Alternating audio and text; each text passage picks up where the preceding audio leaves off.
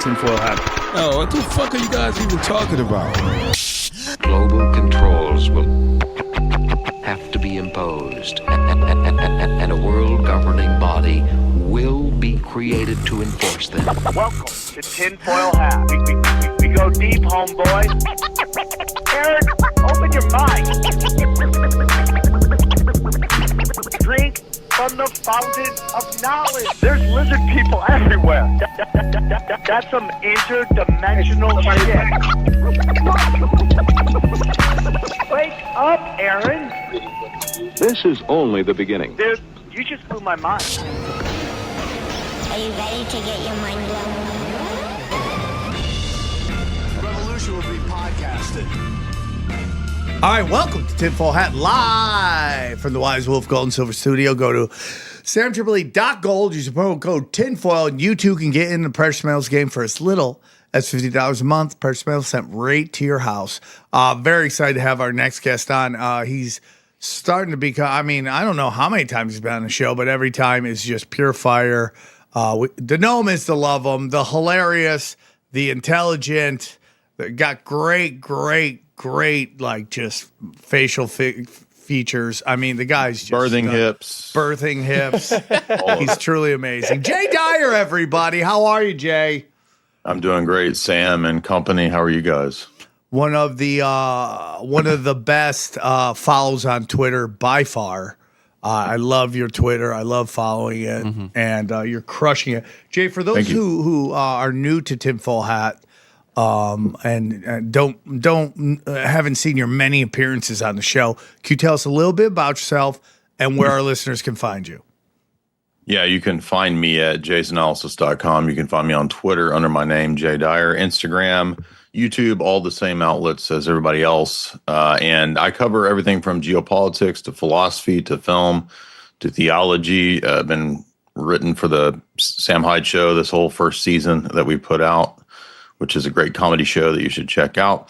And I host the fourth hour of the Alex Jones Show most Fridays, although that's been a little bit rocky of late due to legal issues with Alex. But I think as we go forward into the future, when he sets up the Alex Jones Network, I'll continue hosting there as well. So you can find me on that and all of these great podcasts like your own.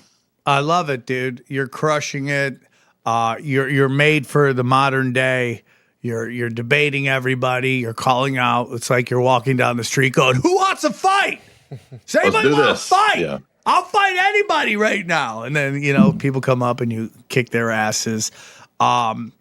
You recently were on Alex Jones, and it was a really incredible episode because you guys, started to dive deep into the Hitler psyop, and I loved it. And it's good to see Alex Jones going there because the whole thing was he had a blind spot for things like that.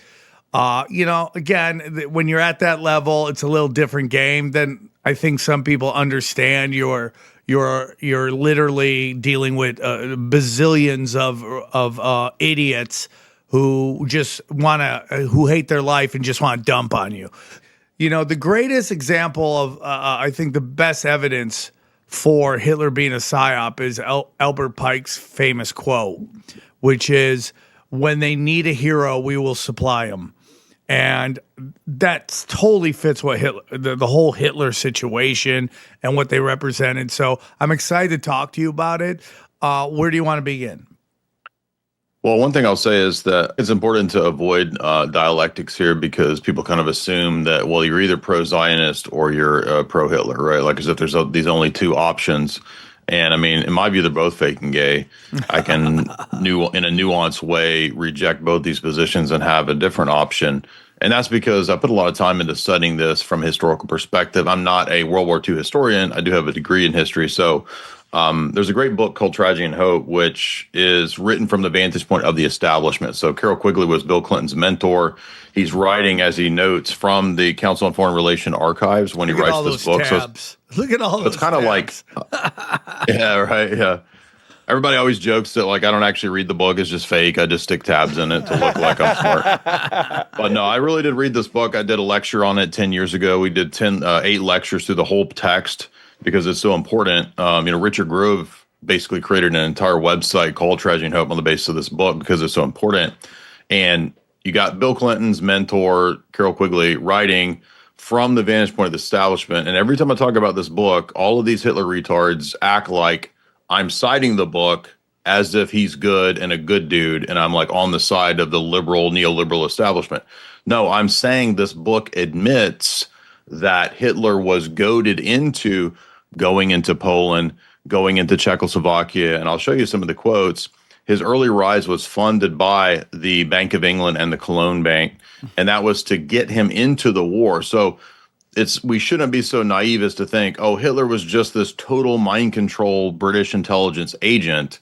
Rather, there was a secret deal going on with the British establishment to tell Hitler, go into Poland, go into Czechoslovakia, take the $3 billion of Czech gold. We will not oppose you, but we're going to have a public policy that we're against you. But trust us, we will allow you to do these things. We actually are on your side. So there's the double cross. That's what happened with Hitler, according to Quigley, and he's got tons and tons of information about the secret meetings between Ribbentrop and the British elites and how they continued to say, oh, don't worry, keep going, we're on your side. Then, boom, they flip and get America into the war, and they go against Hitler. So there was a strategy to have World War II. And the other thing that's really contentious that people don't talk about that I think makes perfect sense, and there's quite a few books written on this, Hitler was necessary for the recognition and establishment of the nation state of Israel. If you'd not had World War II, if you'd not had the Havara agreement between the Nazis and the Zionists and the migration of so many to Palestine, which was by design going all the way back to the 1860s in the Rothschild biographies and according to Moses Hess, that's what lays the groundwork for the recognition of the nation state of Israel by the UN in 1948. So in a way, like you needed this figure, as you said, Sam, this villain, to have where we are now. So this is what enrages, the Hitler people when you talk about this, all the fake neo-Nazis on Twitter. But at the same time, that doesn't make me a fan of the Rothschilds and the Zionists. Like I can criticize that whole, Gaza, project to basically genocide people. Some of whom, not the majority, but some of them are actually Orthodox Christians. So no, it's a very nuanced position, and this whole thing thrives on meme warfare and not being nuanced. It's a very in-depth conversation that's very dangerous because both sides want Hitler to be this kind of mythical creature. Yes. Like their whole existence is built on Hitler good guy, Hitler bad guy. Yes. And they can't come to grips with it that Hitler is just like almost all these guys. Like as I listen to you talk about how they goaded him into going into these other countries, that's the exact same game plan they did with his Saddam. Yes. Yeah, dude, go in there, dude. Go into Kuwait. Yeah, dude, yeah. We totally got your back, man. Go to Kuwait, do what you got to do, and then when he does it, they pound him. Well, and the thing that people don't acknowledge when they research this history, especially, like you don't see in a lot of history books, is, or at least not the way it's taught, is that before Britain and France declared war on Germany, they had only retaken German territory with German-speaking people, and then France and England declared war on them. And then they invaded France. Now they had plans for France, obviously going around the Maginot Line. But in Poland they took Danzig. Those were Germans. Well, it there. also goes deeper, Johnny, because the Polish were ethnically cleansing Germans in Poland. Yeah. Sure. Yeah, that's what I'm saying. That Danzig those were German people. And then the Sudetenland, those Sudeten Germans in Czechoslovakia. Yeah, and nobody wants to take a look at any of that because it doesn't fit a narrative. Exactly. Yeah. But how deep do we go with this? We've had past guests on. There's the discussion of Hitler being a Rothschild. The Hitler dick riders will tell you, oh, that was his therapist. It was made up. We've had guests come on and say that's not actually true. It was his niece that is the one that told everybody. that he was a Rothschild because he was essaying her, and she wanted not to be with him anymore, and then she turns up dead. And yeah, I mean, no, yeah, you're right. There does seem to be like credible claims about the PDF stuff. I don't know about the whole Rothschild stuff. I'm aware of that theory, but I just kind of go with like what is documented in the CFR archives, which people say, oh, well, that could all be lies and deception. Well, why would Quigley, who's a believer in the establishment, put out information that damages the establishment? Like, it doesn't make any sense from that vantage point, because this book wasn't written to be read by the masses. It was a book written for kind of the political class, the CIA level people. It was given out to CIA section chiefs in the Cold War. So it's not a book written for the masses. But I'll start by mentioning on page 1059, Quigley says that the British Anglo-Iranian Oil Company was the World Petroleum Cartel sort of, controlling entity. Together with the American government and the Iranian elite, they all combined to crush Mossadegh. The chief effort came from the American Secret Intelligence Agency, newly established as the CIA after the OSS a few years earlier. Dulles, a former director of Schroeder Bank in New York, was an old associate of Frank Tiark's and was a partner in Schroeder Bank in London in 1902. He was then a director of the Bank of England from 1912 to 1945, as well as Lazard Brothers Bank, and working at the listen to this, Anglo-Iranian Oil Company. It will be recalled that Schroeder Bank in Cologne helped arrange Hitler's accession to power as chancellor in 1933. So you have a French bank helping to bring Hitler to power early on in 1933. That's just the beginning. If you go to Germany, as you guys all know, in the 1930s, from 31 to 33, there were very powerful banking interests in Germany that were involved in the decline of the German economy and, of course, German morals. So there were aspects to what Hitler was criticizing that were legitimate criticisms, but this idea that like, oh, it was all organic. He just rose to power because he was such a popular speaker and figure and all this kind of stuff. What they don't talk about is what's called the secret 7-point deal. So there's a 7-point plan early on that the British made with Hitler, that Hitler would be supported because he would be a bulwark against communism. This is what they're telling Hitler secretly. They're telling the public something totally different to the British elite. There would be a 4-power pact between Britain, France, Italy, and Germany to exclude Russian influence in Europe. Britain had no objection to Germany acquiring Austria, Czechoslovakia, and Danzig. This is point 3 of the 7-point plan. Germany, in this deal, must not use force to achieve its aims in Europe, as this would precipitate war. Britain would agree to certain. It says they would not allow for the bombing of Britain, which, as we know, Hitler didn't want to bomb the UK. And then there's a couple more points about an open door policy of trade, and this then led to Hitler doing what he did after being promised that the British elite secretly supported him. And then there were continual meetings with Ribbentrop and the round table elites. And this is mentioned by Quigley on page 621. So this idea that, either that he was this heroic figure, or that he was not supported by the establishment, or that he was this world's ultimate villain, all of that's not true.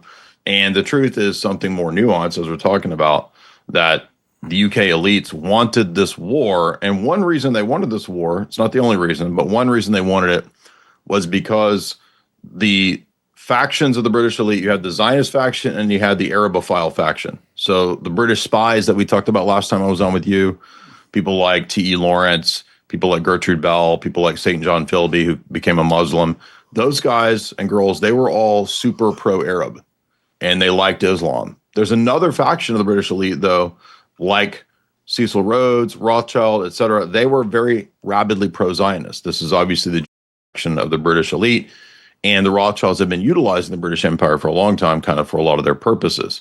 For example, the taking of the Suez Canal, according to Quigley, that was done at the behest of the Rothschilds. Rothschilds put money into Cecil Rhodes and all of his diamond, slave farms in Africa. So that's all one side of this power structure. Well, obviously, the Rothschilds wanted the establishment of a homeland to replace the Palestinian state that already existed in Israel. And that's exactly what they got out of this World War II scenario. That's not all they wanted. Eventually, there's a plan for global governance and a Fabian socialist governance throughout the world. And people say, well, is it the Fabians or is it the...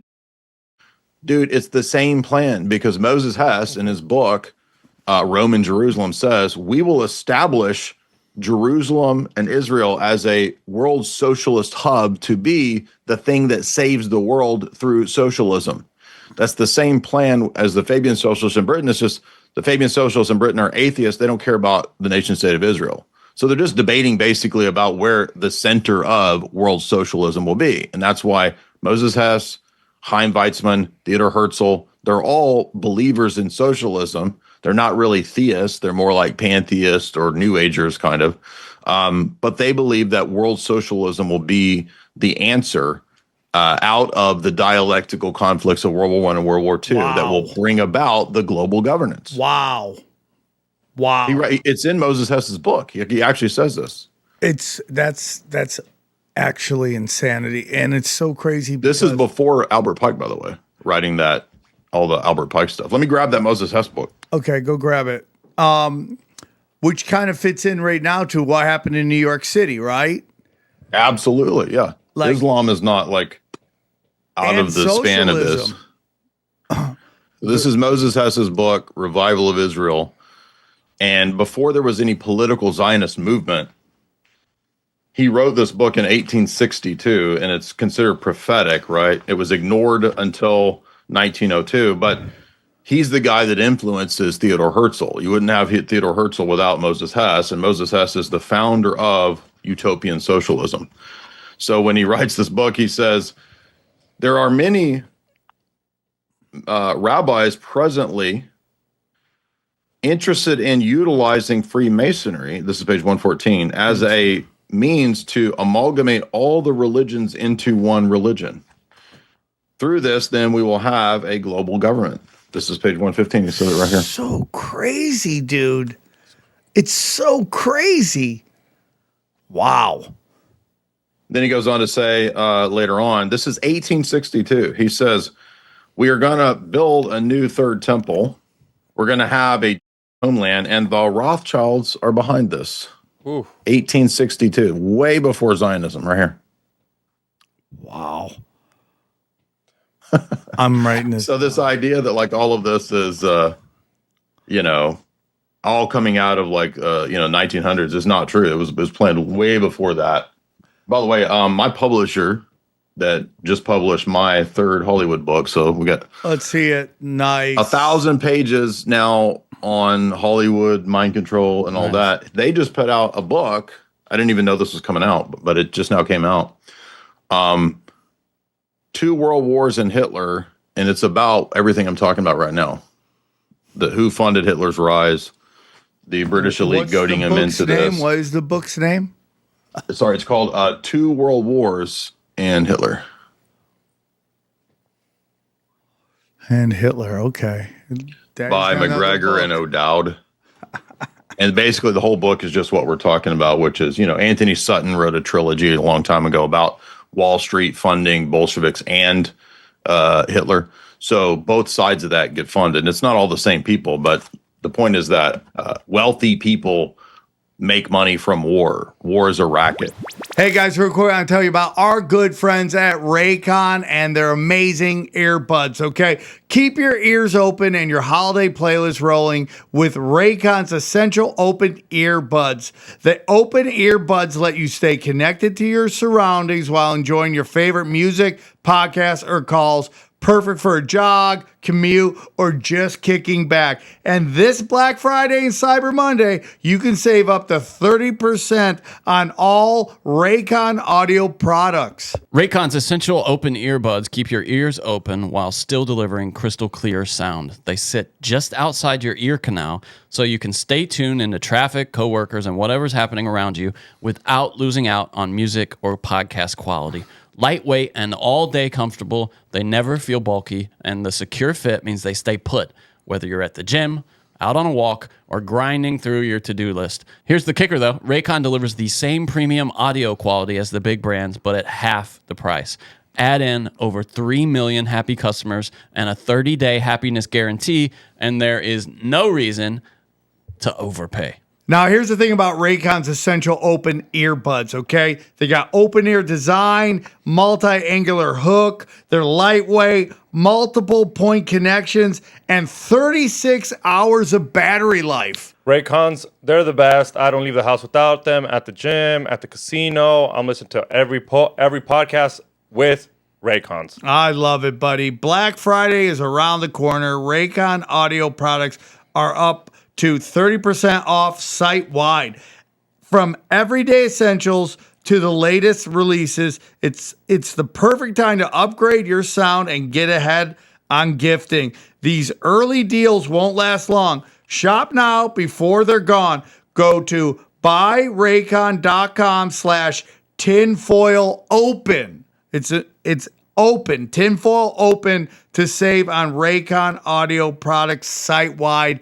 And again, the promo code is tinfoil open, and we thank them for sponsoring the show. Hey guys, real quick, I want to tell you about our sponsor, Masa. Listen, I really love Thanksgiving and the holidays because it gives us all a chance to go back to the basics and eat real food together as a family. Today's sponsor, like Sam said, that's Masa, is part of this growing movement to bring real food back, the kind that our grandparents ate before snacks were made in labs. Masa's chips contain just 3 ingredients. You got organic nixtamalized corn, sea salt, and 100% grass-fed beef tallow. That's it. No seed oils, no mystery chemicals, just real food.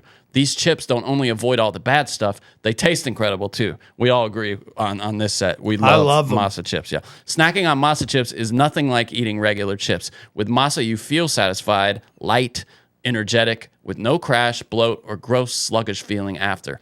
And because these chips are made with real food, they're more satiating. You won't find yourself uncontrollably binging and still feeling hungry after. Personally, my favorite flavor is probably, we were debating this, XG and I before, we both love the churro flavor. I mean, it's wonderful. XG's like dipping it in ice cream and stuff. It's so wild. good, dude. He's wild. I really like the lime on their own or with a little salsa. They're absolutely delicious. And if you have tried Masa and you love it, then you're going to love Vandy Crisps also. Vandy, Masa's sister company, makes the most delicious 3-ingredient potato chips that we've ever tasted. And our favorite flavor there is probably between the original, which just has that pure potato chip flavor, or Smokehouse Barbecue. Are you looking for the best Black Friday deal on Masa? Okay, Masa always offers our audience a Black Friday level offer of 25% off their first purchase. Use code TINFOIL for 25% off your first order at masachips.com or vandycrisps.com, or simply click the link in the video description or scan the QR code to claim this delicious offer. Don't feel like ordering online? Masa and Vandy are now available nationwide at your local Sprouts supermarket. Stop by and pick up a couple of bags before they're gone. And we thank them for sponsoring the show. And to me, there's also, and correct me if I'm wrong, but there's also some geopolitical maneuvering going on because Israel is the quickest route to get goods from Africa and Asia into Europe. So if you control that route, which is whether you're in the Khazarians or not and what the Khazarians are, I can hear Adam Green screaming right now, but whatever you believe in that, okay, they used to control trade routes. They controlled parts of the Silk Road, and that's how they made their money. And again, when you look at all these canals they want to put right through Gaza, it totally fit, it's so crazy to watch Egypt basically sign their own suicide note, because what the Israelis want to do is create a two-way canal, Suez Canal that's in Egypt, right?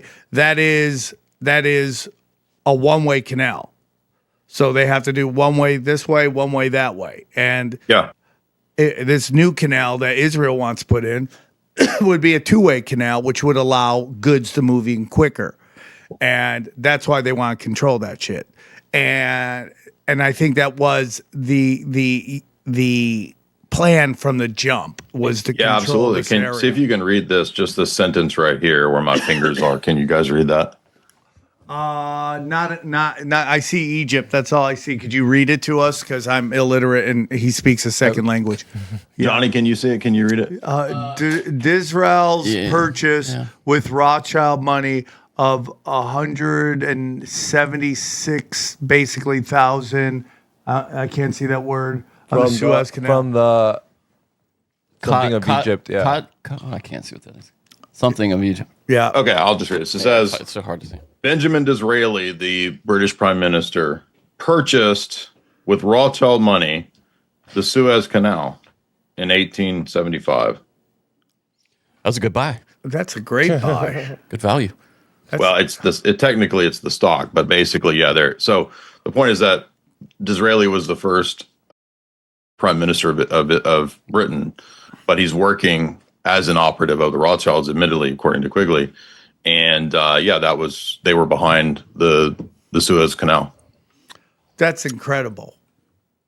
And this is not a conspiracy text. Again, people have to understand this is not a book by some unknown, obscure theoretician. This is a guy who is at the top of the CFR level, archivist, historian. He's a military historian, big geopolitical strategist, wrote many, many books. And he's basically admitting most of what the conspiracy theorists have said, all over the place for the last 100 years. So, yeah, I mean, there's a lot more that goes into this. I mean, it's not just the 7-point strategy, but they're basically setting up a banking system and structure, which is the overall plan. It's called the Paribas system, and this is mentioned on page 525. All that is the Rothschild banking system. And then anyone who would go against this, they would say, oh, you're anti-Semitic. So this is actually an old trick to do this, where you play a victim and you can get a lot done under pretending like, everyone is being mean to you, when ultimately you have a very cunning, long-term I couldn't game plan. agree more, dude. That was the most real shit. That's so I'm in this kind of place right now comedically. Leonardo Joni goes way harder than I do. Okay. And that's why she's great. But because I love everybody. There's no group I'm like, yeah, I do too. Ideologies I have a real problem with, but people I like. And I think if you look at a group of people, the base, the middle, they tend to be like chill people. It's the people at the top that act like fools, and then the base and the middle have to defend them at all costs because they think it reflects on them. And I've been saying this forever. It's like, if you want to live in a proper society, you have to get rid of political correctness. You have to. Because political correctness is a shield that allows idiots to act like fools. Okay. And we've seen that in the 80s when we saw a ramp up in political correctness, particularly white people to black people, and this kind of thing where any discussion by white people about black people instantly falls under racism. You can't discuss it at all. And what happens is when you create this kind of bubble that shields criticism, people start to they just start to change because there's no outside influence. There's nobody outside them going, hey, dude, that's stupid. Don't do that. And then it's just a bunch of people. It's like a friend of mine. I've told the story before. He was going to college, my friend Marcus. There's like 8 of us in this chat from high school, and Marcus is the only black guy. And he was going to play football, and he had the choice between going to Washington University or this historically black college. And his father was like, don't go to who's black, said, don't go to historically black college because that's not real life. That you're going to be living with all these different kind of people. You got to learn how to live with them and how to interact with them. But if you go to a historically black college, and I'm not saying anything about the education, it's probably excellent, but you just have the same there. It's all the same people. There's no outside dissent going, that doesn't make any sense. You need outside influence to correct behavior. It's like men act in certain ways because women reward and punish behavior. You have to have that. But what we saw through political correctness were these bubbles being put on all these different groups where outside people couldn't criticize them. And then they just got to the extreme. And it's not good. It's not good for everybody. Then you look at the other way around where blacks, Hispanics, gays, women could all criticize white guys. And look what happened to white guys. They're not overtly racist like they used to be. They're more conscious of like people and their feelings, and because they had outside influences coming in and telling you, hey, you can't act like that. This is the same thing. This is my whole point in comedy right now. It's like you can't have a group, especially as powerful as particular groups that are positioned in every point of power, and also treat them like a marginalized group and a protected class. You can't have that. You have to have open discussion about what is going on. And I think this is very important because it goes back, long story, to get back to what Jason said, which is like, or Jay, is Jason offensive to you, by the way? My brother? No, that's my legal name. Okay, okay. I love your legal Christian name. So, you have to have this because what they do, just like Jay said, is you create anti-Semitism as a shield. Are you Samuel or? I'll go by Samuel. Are you Samuel? I'm just happy you call my name at all. So you can't have that. And that's done on purpose to allow people to act without criticism. And you cannot have that. You have to have open dialogue. It's the only way you get people back on track to living civil with each other. It's actually turning into beyond just dialogue. It's becoming criminal activity. So political correctness is now actually allowing for and covering up crimes, and crimes against white people, crimes against other, minorities. Remember when all the Asians were getting punched? And if you talked about it, you're racist because you can't say that black people are committing these crimes and punching. Like, you just see a black guy clock a grandma, an Asian grandma, and they're like, why is this white hate so prevalent, dude? Right. I mean, it's covering up for criminal activity, but we could probably figure out a way for you to rise up in the ranks of the oppression Olympics if we could either class you as the minority of an Armenian or guys named Sam. And if you collectivize all the guys named Sam and say that you're being oppressed as, that guys named Sam don't get jobs, they don't get hired. Yeah. I'm trying to put out that I'm gay, just putting it out there, and then so Netflix will give me a special. I'm like a minority, I'm gay, put it out there, let me have a special, and I'll thrive. You don't think they'll make you prove it? I just got to say, dude, that's what AI is for. That's good, actually. Here's my OnlyFans of me getting weird. Gay eye is going to be huge. But you're totally right. This is all, so the question that I have for you, Jay, is when we talk about the Rothschilds, are we talking about or are we talking about when we study them? And if there's someone to talk to about this, it's you. When you study their symbolism, I'm a child. Yeah. Well, you study the occult, right? So like you would know this, and if I'm wrong, I'm fine with being wrong. But is it really Abrahamic religions, or is it really much beyond that? And it's into the dark arts and the occult and all that stuff. And they kind of wear these religions as masks so they can walk amongst us. So I think with the Rothschilds, it's hard to say to what degree each specific, because you have a dynasty of people in different, European countries and the U.S. as well. And I mean, you could have a lot of variation amongst the people, some taking the religion seriously, some people not, some people getting into the occult side of it. For example, in the case of the main ideologue of Zionism on the side of the Rothschilds, you have Edmund, who is the French side of it. And Edmund seemed to be, as far as I could tell from the biographers that I've read, more of a not politically minded, but more of a religiously minded.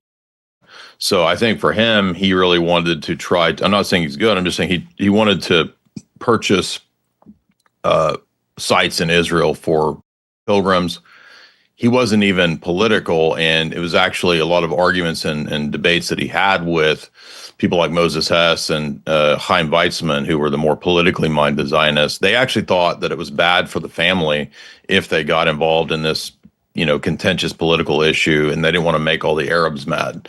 So at first they were not really for this, and that's why Edmund's decision was to just, at the late 1800s, just purchase sections of land in Israel from a powerful Turkish sultan, because a lot of that was under Ottoman control. And so you can't even say that it's like all Rothschild's fault if you wanted to pick bad guys, because, there's a Turkish sultan who's selling out the Palestinians by selling this land to the Rothschilds.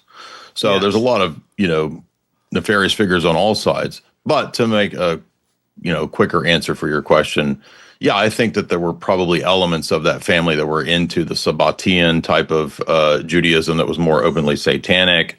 Kabbalism has always been a side of Judaism that actually inverts good and evil, and it's more of Gnosticism, where it's like, God is good and evil at the same time. And then you've got more openly kind of, vicious things in the Talmud about, Christians are the worst, Jesus is boiling in excrement, all that kind of stuff. So the thing with Judaism is that it's less codified in terms of ideology than people think, because the Talmud kind of allows you to construct it however you want. And within Judaism, if I had an issue like, oh, should I, put my pee-pee in the poo-poo, and I go ask my rabbi, if my rabbi says yes, then in Judaism you can do it. And you don't go and ask other rabbis to see if that rabbi was right. You don't look for a second opinion. Exactly. You just go by whatever your local rabbi says. So That's I can put the pee-pee in the poo-poo because the rabbi told me so. So it's very relativistic, but at the same time, it's also very it's kind of the prototype, in my view, of a secret society religion. So I view it kind of more like organized crime or a cult. And that's why if you look at the way the really strict Haredi and the, Chabad and these groups operate, like, it's a really weird thing where you trick God. You know what I'm talking about, with like the light switches. There are some buildings here that have elevators on Friday that stop on every floor on the Sabbath because they can't interact with the elevator, so they just get in and wait for it to go ding, ding, ding.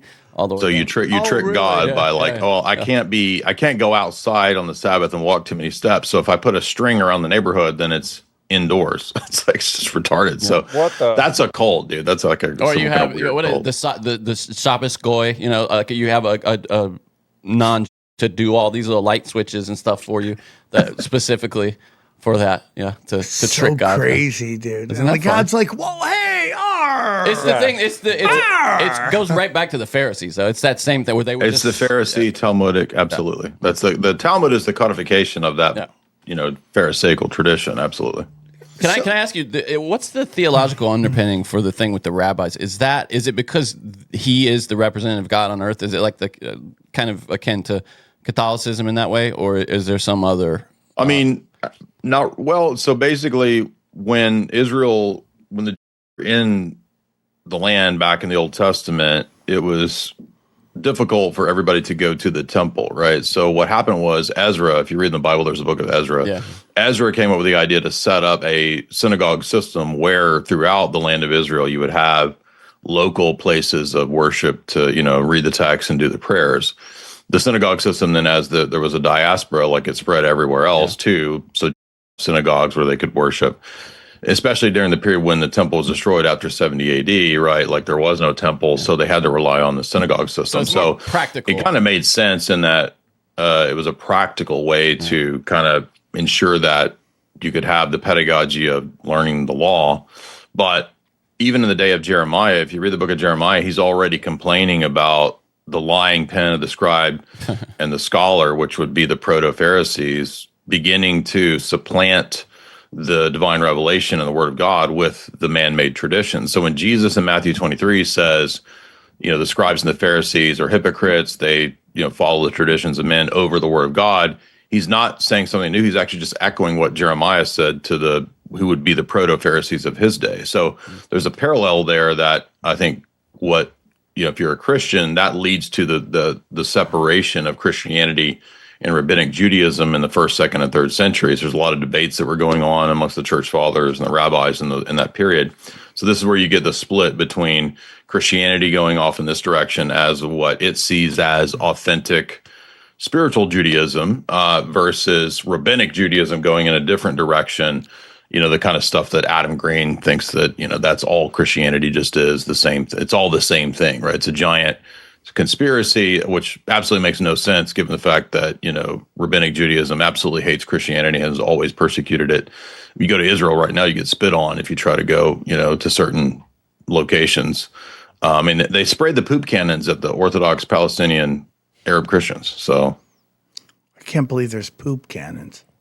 It's crazy to me. And how can you buy one? I remember we were talking about that on the Sam Hyde show, and like he hadn't heard of that. He was like, "Is this real? What is that real thing?" Yeah, yeah, and it's weird the mental gymnastics people have to do to get to be okay with that.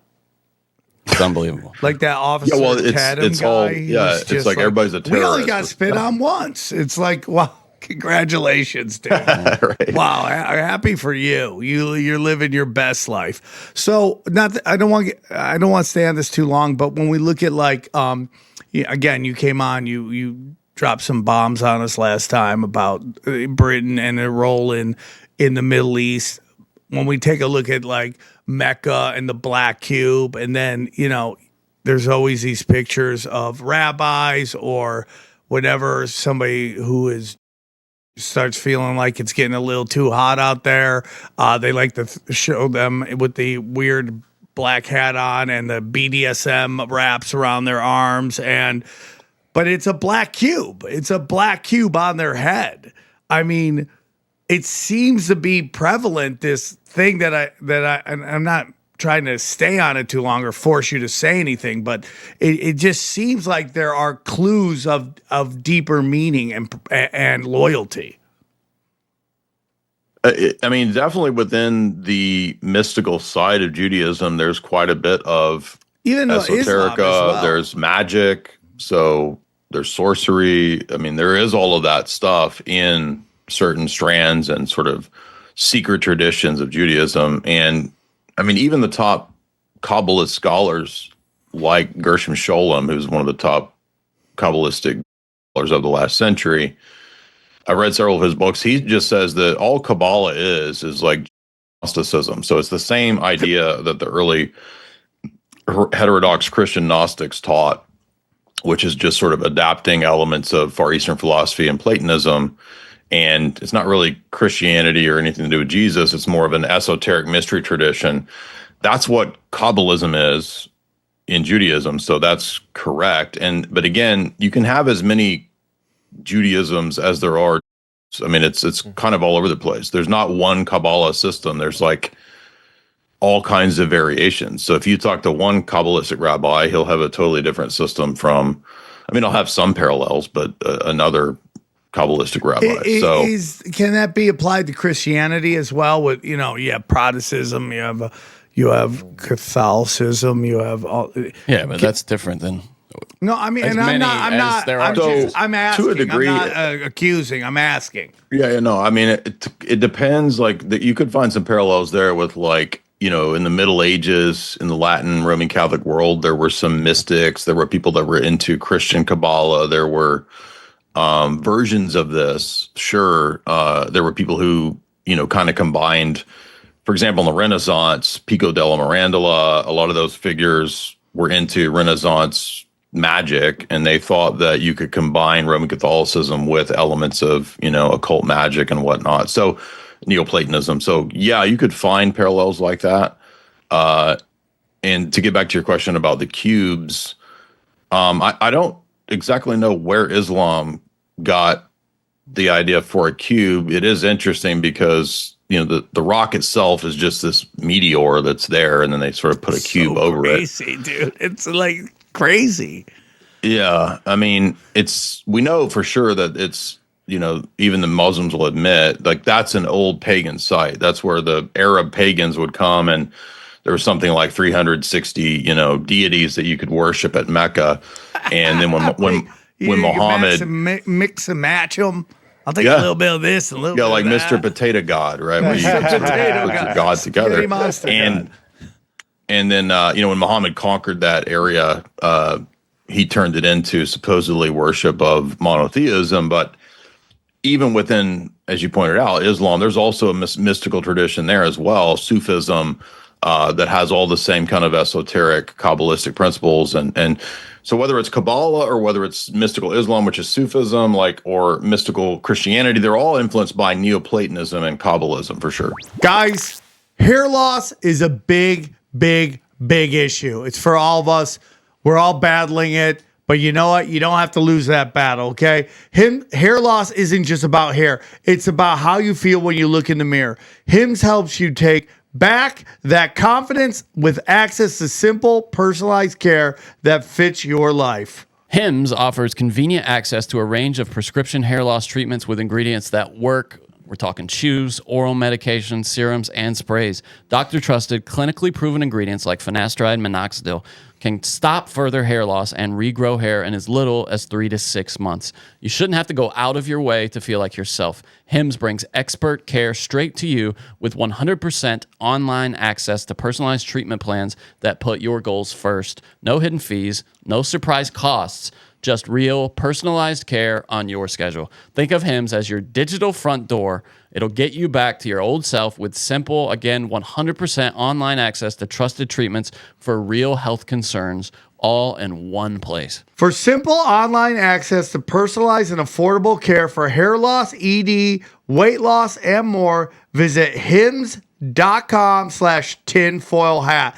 That's hims.com/tinfoil hat. For your free online visit. Hims.com/tinfoil hat. Individual results may vary based on studies of topical and oral minoxidil. Finasteride featured products include compounded drug products, which the FDA does not approve or verify for safety, effectiveness, or quality. Prescription required. See website for full details, restrictions, and important safety information.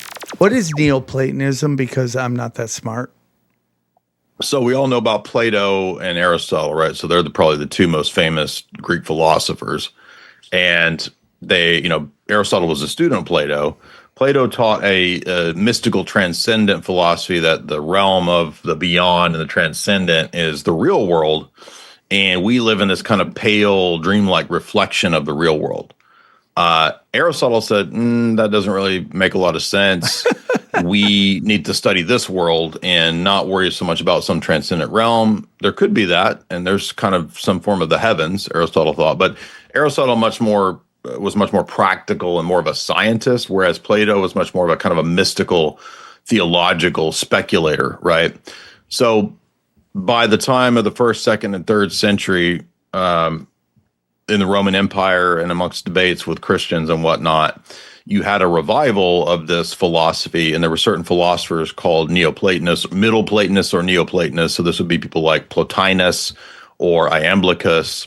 And they thought that they could kind of combine Aristotle and Plato to come up with the right philosophy. And so it's just called Neoplatonism. And basically it's, when you see that tree of the Kabbalah, they kind of had an earlier version of that. So the Kabbalah is ripping that off. And if you look at something like the Porphyrian tree, Porphyry was another one of these Neoplatonic philosophers. They just simply thought that all of reality was kind of structured in these emanations or dimensions. And that became a popular pattern for philosophers, scientists throughout, the first 1,000 years of the Christian church, even to try to kind of categorize the world, that it exists in these in a hierarchical structure, the chain of being, something like that. So it became a very popular way to understand and study the world from a philosophical perspective. Does that make sense? Yes, it does. It does. So I want to get into Freemasonry. I've read many books about Freemasonry, the Scottish Rite and their role in the establishment of Israel. I have a very good friend, AG. He's a high-ranking Freemason in, the Southwest. He wants to come on and talk Freemasonry. I'm totally open to it because I just like to learn about all these things. And we've had in-depth discussions on it.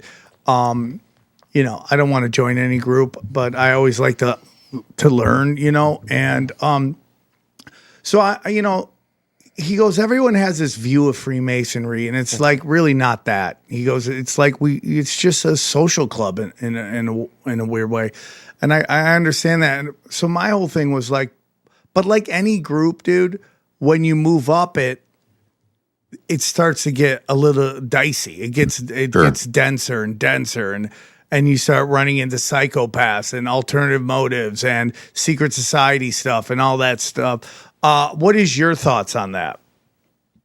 Because this whole thing is basically like it's just a club. You know, we have our rules and we all hang out. We you know, and he always tells me these great stories and it's very interesting. But you know, because right now, you know, a lot of people see Freemasons as the boogeyman. If it's not Zionist, it's the Freemason boogeyman. What is your thoughts on that? I mean, Freemasonry is in many ways kind of a Judaized view. It's had a lot of influence from Judaism and the Talmud and all that kind of stuff. So, I mean, some people call it Judaism for the Gentiles. So it's kind of an alternate version of what the Christian church was supposed to be or is supposed to be. Judaism, true Judaism, spiritual Judaism for the Gentiles. That's what Orthodox Christianity says the church is, as the new Israel or the true spiritual Israel. But you have this other alternate version of it, which arose out of the medieval stonemason guilds. And the reason that happened was that in Western Europe at that time, if you had the knowledge of how to construct a cathedral or something like that, that was a trade secret. You didn't want to give that to everybody. So people would join the guild to learn the craft of how to build, you know, a cathedral. So it didn't begin as anything nefarious, but that model of trade secrets became a very powerful vehicle for other types of secrets. So you would have secret societies that could use that same model that would utilize these trade guilds and networks and whatnot. That eventually became a vehicle for what's called speculative Freemasonry, which was more of a esoteric, you know, experimenting with alchemy, that kind of stuff. All over the place, and this is like 1500s is when this really kind of kicks off. And eventually, by I think the mid 1500s, there were quite a few lodges throughout Europe that were called speculative Freemasonic lodges. So they kind of became havens for people that were practicing occultism or alchemy or things that were, in terms of the public Christian laws, seen as, you know, heterodox, heresy, you know, occult or whatever. So you could see then that it becomes a good vehicle for not just practicing the dork arts, as Theo Vaughn says, but also a way to practice espionage. So secret societies also kind of overlap with espionage. That's why, for example, in England, Queen Elizabeth, as you guys know, her chief spy was John Dee, and he was a magician. He was and he created Enochian magic, which was probably just a way to do, cryptography and transmit spy messages or whatever. But you see with that, then the first 007, right, James Bond, is John Dee. He's a magician, so he's a court magus. He's involved in these esoteric societies, secret groups, Hermeticism, and then it eventually evolves into the establishment of the Grand Lodge of England in the early 1700s, and that becomes the spy network for the British Empire. So Freemasonry is very much connected to, at least for the British, espionage, British imperial spying, and there are quite a few people who are really interested in studying alchemy, geometry, esoteric stuff. So it becomes all the above. Nowadays, I think probably younger generations don't care about Freemasonic lodges because, as you pointed out, for a lot of people, especially in America, like my granddad was a Mason, that kind of stuff. Like, it was more of a social club for dudes to get away from women and probably watch something, right? Like, but at the higher level, when you get up to like invited to the 33rd degree, that's an invitation only to DC, to the Grand Lodge in Washington, DC, where you're tapped for, more serious stuff. So probably your buddy, I have a family member who's a 32nd degree Scottish Rite Mason, and he doesn't know anything about any of this stuff. Like, I started quoting to him, I have Morals and Dogma. I've read significant portions of it. I mean, there's a whole section, for example, on Neoplatonism. Pike says that real Christianity is a veil and a cover for Neoplatonism. There's a whole chapter on that. So I started talking to my relative about this, and he had no clue what I was talking about. So even people at the 32nd degree don't know anything. So I think you have to go, higher up into 33rd degree. You get invited to DC. That's when it gets more serious and ties into, the Queen of England and the Duke of Kent, right? Are the official heads of global Freemasonry. What does that tell you? Do you have to get invited in? Because we've been invited. I was invited one time in San Francisco to. No. You're going to get invited to the Blue Lodge. I'm talking about invitation to the 33rd degree. That's in DC. That's only for specific people who've risen to the 32nd degree.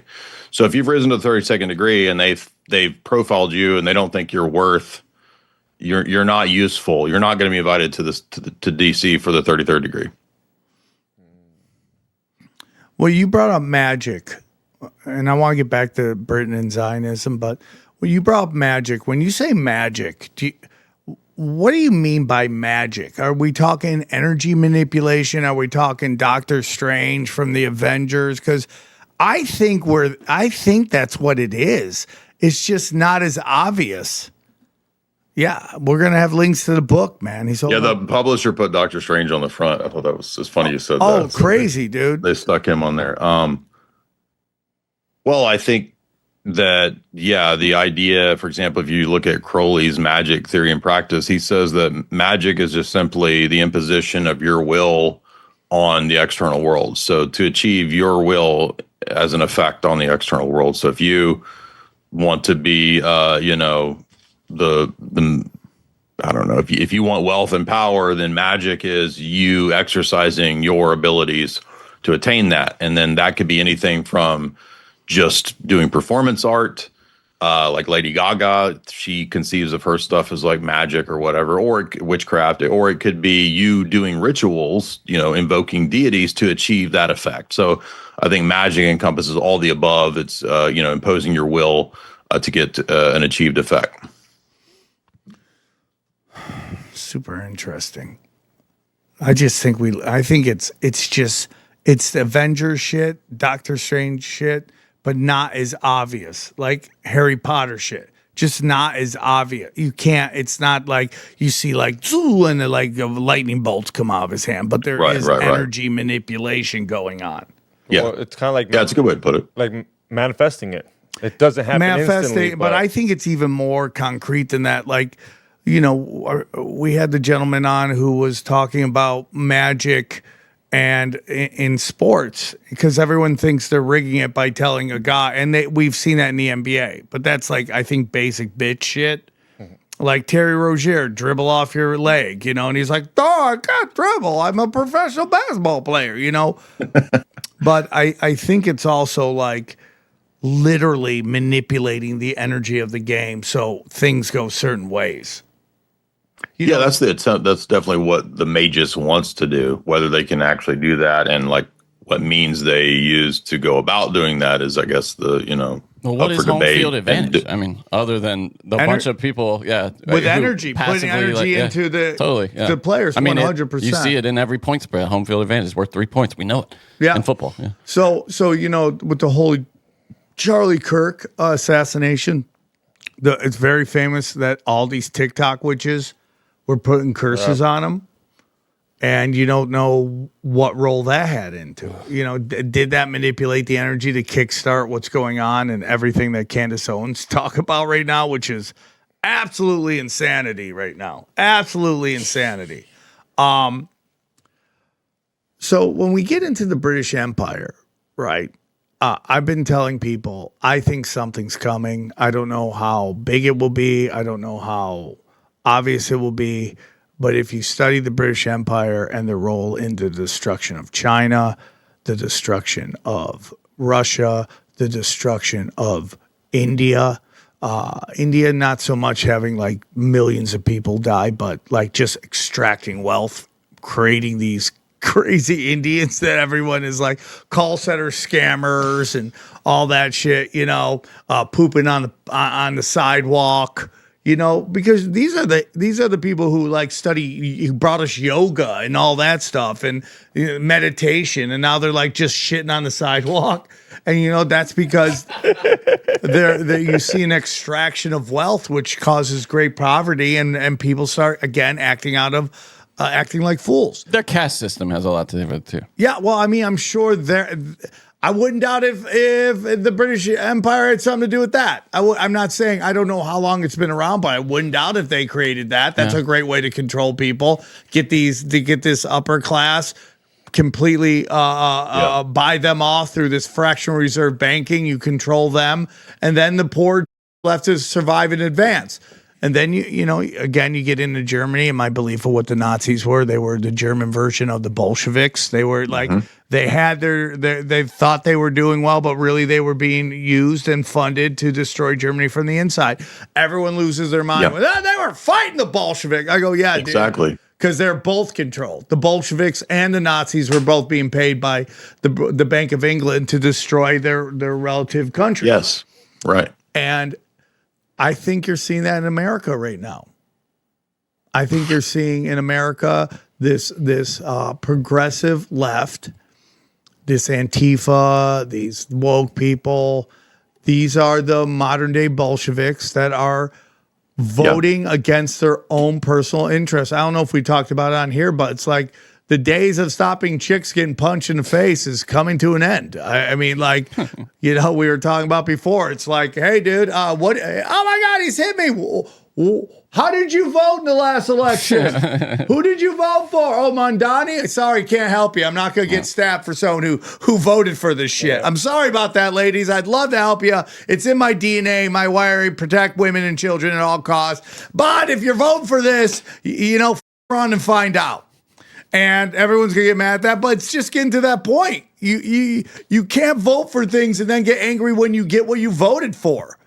Yeah, I mean, you're not going to go down to the whorehouse and be like white knight and be like, stop sleeping with these women. How dare you take her virginity?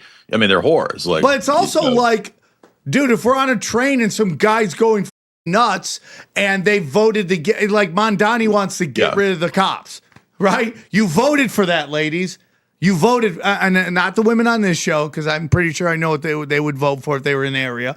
But the women of New York City just voted in a guy that's consistently on record as he wants to get rid of the cops. Muslim, Fabian, socialist ideology, which I've been talking about for years. I mean, we did a whole talk on the Fabian socialists. I think I came on here with you and talked about it. That's exactly what Mamdani represents. And people say, oh, you won't talk about then if you're talking about Muslims. The rabbis call Islam the broom of Judaism. I'm serious. Like, so they don't have a problem with Islam coming and destroying. They don't want it in Israel, but they don't have, that's why they created Hamas. That they don't have a problem with. In fact, they cheered on Jilani when he came to New York. You saw that, right? Like, so when Assad was toppled by Jilani, who was the previous like al-Nusra guy, the Al-Qaeda guy, he just went to New York and he was welcomed by the New York. So the ISIS Al-Qaeda guy is brought to New York. Thank you for doing the CIA's and Mossad bidding and destroying Assad and toppling Syria and destroying a bunch of Christian churches and making it basically into, Al-Qaeda now. So it's like so obvious once you see this that radical Islam is also utilized by the Israeli state. They talk about it openly. I mean, you saw the interview with the former head of Mossad where he's like, no, we're not going to help people who are, part of Shia Islam or whatever, but we will help ISIS. It's actually absolutely insanity. It's absolute insanity. But do you see that game plan being installed in America? This is the color revolution, right? So like our color revolution began, I think, with like Black Lives Matter and that kind of stuff. Same strategy as Bolshevik Revolution. I just had a intelligence expert woman, Dr. Olga Ravazi, on. She's good friends with Colonel McGregor. We just did an hour-long podcast that I put up on my channel where we talked about how the CIA really mastered this strategy of utilizing Al-Qaeda and kind of crafting together with Marxism and organized crime, was called the KLA, the Kosovo Liberation Army, which was a Al-Qaeda trained CIA created thing to destroy Serbia, Kosovo, et cetera, back under Clinton. And so she's an expert in all of that. She's also a Middle Eastern expert. And we were talking about how this is done. It's done like like a technique that's scientifically like perfected. So absolutely. I mean, they know how to craft and create these controlled dialectical groups. And I said, do you think this is the same, color revolution strategy that they're doing in America with Black Lives Matter and all that? She said, absolutely. What they do is they study to find the tension points. So, for example, in the Ukraine, the tension point was between the sort of old Nazi ideology versus the Russian. So you can split Ukraine down the middle versus anti and pro-Russia. If in America, what's the classic issue in America? Slavery, race issues. So you split America down the racial divide. So you just hype up the already existing tensions in the regions, whatever those tensions might be. So that obviously everyone knows the tensions in the Middle East, right? So, that's what they're doing. And that it is partly a Bolshevik strategy. Jackson Hinkle did a great interview, and he interviewed a guy saying that basically in Nigeria, they're running this game plan again. They are funding Islamic jihadists. Locals have seen U.S. helicopters dropping off supplies to this Muslim movement, and they're blowing it up. It's wag the dog. So everyone goes, oh, they're killing Christians, which I'm against. And because I'm Christian, I'm against that. But what's happening over there isn't what we're being told. It's the same thing as weapons of mass destruction. Because you know what they found in there? Natural resources, precious metals. Do you remember Coney 2012? Yes. Yeah, dude. Dude, I was at college, and that shit was everywhere. Posters all over the campus. I remember ripping them down. And it was being promoted by Campus Crusade, which was an Calvary Chapel evangelical thing that's actually tied into the Pentagon military-industrial complex, longtime supporters of Campus Crusade. That goes back to con men like Chuck Smith, Hal Lindsey, who wrote like Great Planet Earth. So all that like evangelical end-time stuff, that's actually just American soft power for Israeli operations and foreign policy. So Israel will fund and put money into those goobers, right, to push. Oh, you got to support Israel because Gog and Magog is China and Russia. They're going to destroy Israel. All that is like just pure propaganda. And all the evangelical end time stuff, the dispensationalism, Christian Zionism, that's all part of that. And they were pushing that back at the Coney 2012 time for AFRICOM to go in and take, precious metals and rare earth minerals and resources in certain areas of Africa that they hadn't got to yet, under the cover of we're going to save the Christians and the evangelical Christians from Joseph Kony, this made-up warlord that nobody had even seen for years.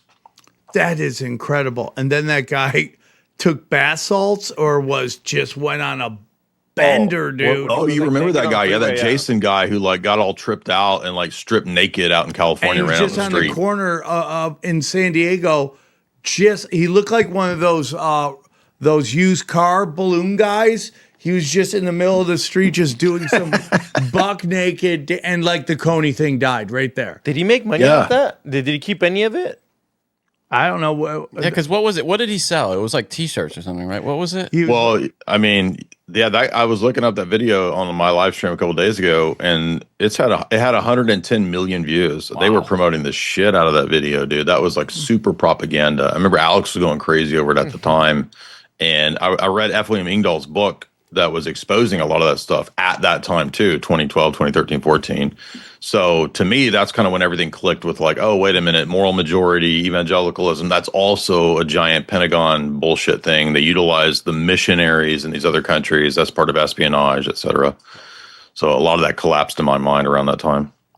It's literally, you said earlier, everything's fake and gay. Yeah, exactly. It's just fake and gay.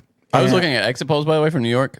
It's only men and women 50-50 on Mamdani. The only major demographic that Cuomo scraped was white men. That was it. But they were breaking down like the different that's what I'm looking groups, at, right? And like white women were the biggest. Yeah, but white women 29 or like 18 to 29. It's 50-50 men and women. Now there were fewer male voters by a significant percentage, but the only demographic that Cuomo won was 46% to 45% white men. By 1 point, he won white man. Now, do you think Cuomo was brought in to hurt Curtis or hurt... Curtis Lew never won. No, he was brought in because he couldn't win. Yeah. People were sick of him. Was that like a dead horse candidate? Is that what they call it? Yeah, exactly. So they brought him in to push everybody to Mondani. Yeah. I mean, it's the old, the South Park bit. What is it? The turd sandwich and what is it? I don't know. God, what it's the two choices are. It's one's a turd sandwich and the other is some kind of other female. turd sandwich. No, it's like a. What is it? Yeah, you're right. It's like a. Is it? You said it last week. It's a douche, a giant douche. Turd sandwich and a giant douche. That's it. Yeah. And that's what they had to choose from. And they chose the turd sandwich. So. That's better than a douche sometimes. So you're saying it wasn't mostly female? No, it was an even split. So I should retract everything I said. By numbers, there were more females, but percentage-wise of the male voters, it was. Oh, okay, even. I understand what you're saying. Do they have the numbers for the Prop 50 as well? Oh yeah, it was like slaughter. Oh yeah, it and then close. I don't. This is the problem with the internet. Lying is acceptable. So lying about stuff. Someone said that people thought Prop 50 was about impeaching Trump. I don't know if that's real, but I know what was real was the major push behind that was Texas redistrict. So they gerrymandered. So they're like, if they're going to do that, we got to do that. And even though we're going to give it to the people that burnt down L.A. and Paradise and all that stuff, it doesn't matter. Again, the theory of hate is so much more powerful to rich kids than anything else. And if you just get punched in the face, it's a bad day. It's just a bad day. Just unlucky, dude. I got mugged at a gas pump, pumping $7 gas. Just unlucky. Just that day was a bad day. Or how about in San Francisco when they tell you don't leave stuff in your car because they might break into it? What the? Yeah, you should have known, man. You shouldn't have left that there. It's your fault, dude, because racism. You know what I'm saying? It's like, it's so can't leave your bag in your back seat when SNAP benefits are expired, It's so crazy, and it's like everywhere, and it's just like, I mean, I would like to say it has to get worse before it gets better, but I don't know if on the other side of that is better. Yeah, truly. And so for me, it's like, how do you deal with it? Because that's what people who listen to the show, they're like, well, what do we do? I'm like, you got to look within, dude. Well, I know people, I mean, and you're hearing it more and more that think we're headed towards civil war. I'd be interested to hear what Jay thinks about that. What do you think, Jay? Yeah, I mean, I covered the propaganda that was in those movies. Again, you had Leave the World Behind, the Obama-produced movie, and then you had Civil War, Alex Garland's movie. And I went back and redid those this week because, it really vibes well with the Podesta plan, with, as we said, this sort of color revolution, Bolshevik revolution model, where the propaganda is already telling you ahead of time, like, we are planning for this idea of carving up the country through the racial division. And, the only thing I don't know is how they'll actually get all the 40 million people that have come here to do anything like physical or confrontational. I think it's difficult to get those people to fight. However, if a lot of these people get here and there are no more benefits and SNAP benefits and EBT, how you do it. Then maybe they'll get the civil, unrest that they've been wanting. So it could come through that. It could come through, cartels and gangs that have sort of, set up networks already that are here that we just don't really know about because there's so many people that they can't keep up with. So there's a lot of different possibilities. I mean, the economy is getting just totally trashed, right? I mean, the president could have a role in it if he decides to somehow continue being the president beyond this term. I don't know. I mean, that people talk about. I've been hearing that since the Bush era, right? Like, George Bush is going to institute martial law and be the president. George Bush never played with the idea, though.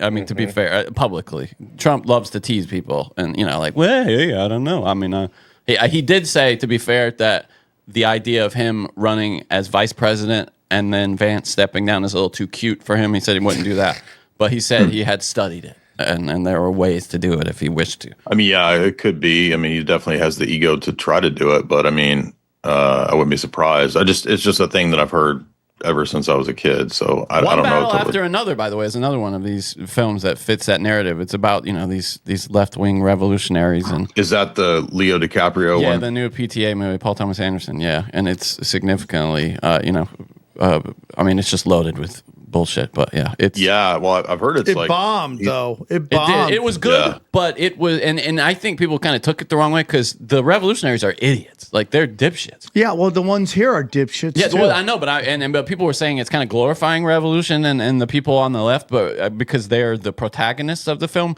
but they're really anti-heroes. I mean, they're all idiots. So I mean, so are the government people, which fits. Well, reality. it's my joke. Everyone's retarded. Yeah, and everyone in that film is retarded. So Wait. To ask you, have you guys seen what's going on TikTok or like on social media where I don't know who it is, but BLM or the people that don't have EBT are setting up a day where they're supposed to go to Walmart and like raid it together at like from 6 to 7. No, I love that there's. It's like nothing says psyop more than scheduled unrest. Yes, yeah, public. Exactly. Not like Right? It's like come here from 6 to 7 and pick something to burn the down. cops totally won't be there. AstroTurf to the max, dude. It's so f***ing nuts. Let me ask you something. Then I want to get in your book before we wrap up. What is socialism to you? We hear this term thrown around a lot. We go, well, where does socialism work? People always go, oh, it works in certain European countries that happen to be all white, but that doesn't matter at all.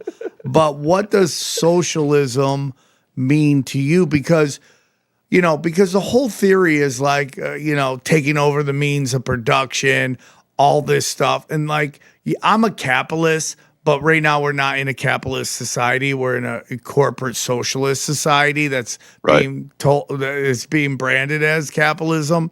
I don't know. What is socialism to you? And do you think you could ever create a system that works? Nothing's going to work perfectly, but works better when you have psychopaths, insanely smart, beyond rich, like all these groups of people that can always manipulate the system. Do you think it's possible? So what is socialism, and do you think the idealistic system is possible with human nature? No. So socialism has always been and will always be a tool of very wealthy people to extract and transfer wealth. That's it. It's a control mechanism that utilizes the principles of fairness, equality, things that everybody thinks sound good, but it's a swindle because ultimately, as the famous historian Oswald Spengler said, there is no socialist movement that has not been funded and promoted by massive capital. And that right there should, I think, cause you to pause and think, well, why would really rich people push the position that supposedly is the opposite of their position? And if you understand the actual origins, going back to Marx and Engels, and even before them, going back to Adam Weishaupt, the original modern communists, and the Jacobins and their philosophy of the French Revolution, ultimately it is an atheistic philosophy that is nihilistic and anti-human. And it also kind of there's layers and levels to it. So there's like this layer of, oh, we'll make it fair and everybody will have sort of an equal share of the pie or whatever. And then you get deeper into it, and it's, satanic banking elites that want to depopulate people. So at the end of the day, it is a satanic system. Marx was himself fascinated with Satan. He has poems that he wrote to Satan. There's a great book on this called Marx and Satan by Richard Wurmbrand.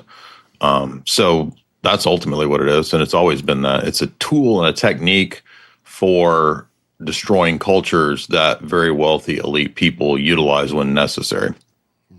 And so let's just for a second go, what do the rich kids think socialism is? That's a good question. What do you think they think it is? A lot of the children of the elite wealthy families, for example, in the Rockefeller's biography, there's a great chapter on Abby Rockefeller, who created Cell 16, which was the radical feminist third wave era, basically terrorist feminists, believe it or not, out of Chicago University. And she put millions of dollars into third wave feminism and whatnot. And when she talks about what made her socialist or why she's into it, it's because she supposedly felt guilt and she was privileged and all this nonsense. Yeah, that's always it, dude. But it's not true. I don't actually think that really cunning elites have this guilt. I think that they're psychopathic and they see it as a pragmatic tool. I mean, maybe in Abby's case, she really did have something messed up because she seemed to hate her own femininity. She wanted to kind of be like a man. She wasn't trans, but she was one of those sort of butch lesbian types. So, she could have been abused. A lot of these people in these elite families are all messed up and, the parents abused them. So that's why they have such a messed up, worldview. But I think probably a lot of the rich elite kids, I mean, some of them, like there used to be an article that was really, it's hard to find now, but it was in Rolling Stone, and it was the children of the Duke family. I think it's Duke Energy, which is a big mega, $1 billion thing. They were raised, abused as Satanists. So they, I think, would say, yeah, we support all this stuff because, public and the rest of you should all die because we deserve to rule. So the really cunning psychopathic elite literally have a middle finger to everybody, and they think it's funny to everybody because they're evil. But I think there are some elites that, there was one of the Rothschilds heirs that supposedly hung themselves. So a lot of these people are also kind of, suicidal because they've been abused. And then there's probably a segment that are,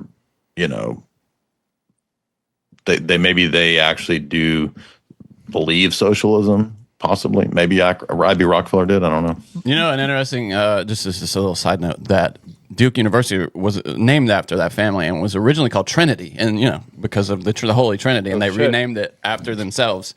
It's kind of a little historical. It's kind of crazy. If you go to, I've been to Duke University campus, and if you go to their chapel, it's like esoteric occultic stuff in there. Yes, it's not nothing to do with Christianity. Yeah, at all. I went to UNC. I was at Duke all the time, and. Yeah, it's creepy. I remember there being something in there like Duke. That's why, because they're dark arts, literally. Yeah, exactly. For sure. Literally dark arts. Somebody should find that Rolling Stone interview with the children of the Duke family where they talk about being raised and abused and being taught like literal Satan, like they were into Satanism. Yeah, explicitly. Rolling Stone. I remember when I heard that, I didn't believe it. Somebody mentioned that. I was like, that sounds like extreme. And sure enough, I went and found the old Rolling Stone article where they talk about it. Jeez Louise. Let's get into your book real quick. Tell us about it. Like, what are some of the things you added to your last books? And, you have a 1,000 pages on this subject. So I'm sure we have some amazing new tidbits and facts that I think people are going to be excited to read about. Yeah. So basically, the publisher was like, hey, let's do a part 3. We might as well complete the trilogy. I think part 2 came out back in 2019 or 18. So it's almost a 10-year sort of project of collecting all these essays together. And then kind of, a lot of them I rewrote here. So I would say probably maybe 50 to 60% of this book is brand new and everything else got rewritten. But there's a lot of things that I never got to in part 1 and 2. So I didn't get to like any of the big Marvel stuff, the propaganda that's in the Marvel movies. I didn't get to Christopher Nolan films. So there's a bunch of Christopher Nolan I wanted to do. And then I didn't really hit a lot of the feminist propaganda, Slay Queen stuff that Hollywood has been pushing hard. So I threw in about 60 pages of that. Everything from Mary Poppins to Mad Max, Furiosa, all that stuff is promoting a lot of like feminist, bad stuff. Disney's Cruella, Wonder Woman. I mean, you don't think about that stuff being about that, but like Barbie. So I put Barbie in there.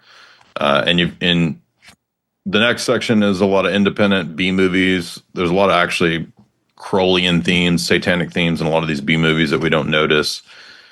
And then I did a whole section on Hollywood horror trauma. True Detective season 1. That was all about a real evangelical church that was mind controlling, human trafficking, satanic ritual abuse. That was a real thing going on. So I did a deep dive analysis of True Detective seasons 1 and 2.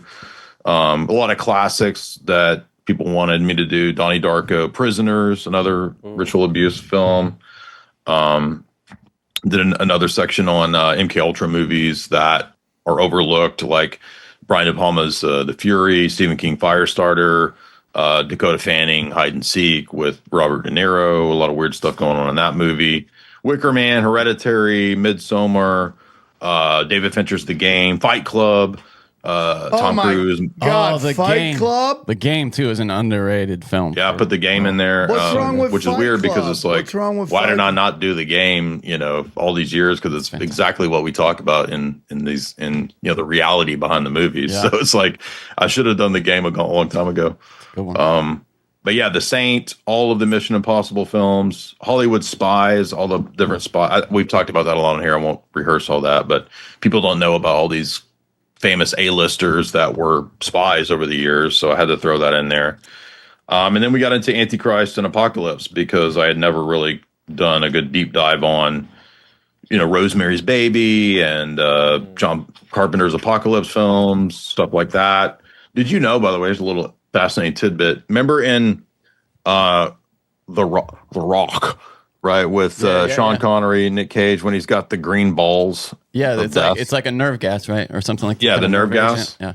So it turns out this is from actual British intelligence historians, not from a conspiracy text, that the chemical weapons story that came out that Saddam had chemical weapons, the fake intelligence asset that made this up. Yeah. They literally made it up from the Nick Cage movie. What? I'd heard that. Yeah, it fits your thing too, dude. Your Nick Cage. Yeah. Thing, yeah. Nick Cage. Yeah, dude, that's the greatest bit of all time. Yeah. Nick Cage warns us about what they're doing. I mean, dude, he's a time traveling shaman. I've tried to tell everybody that. Saddam Hussein was accused of possessing, weapons of mass destruction.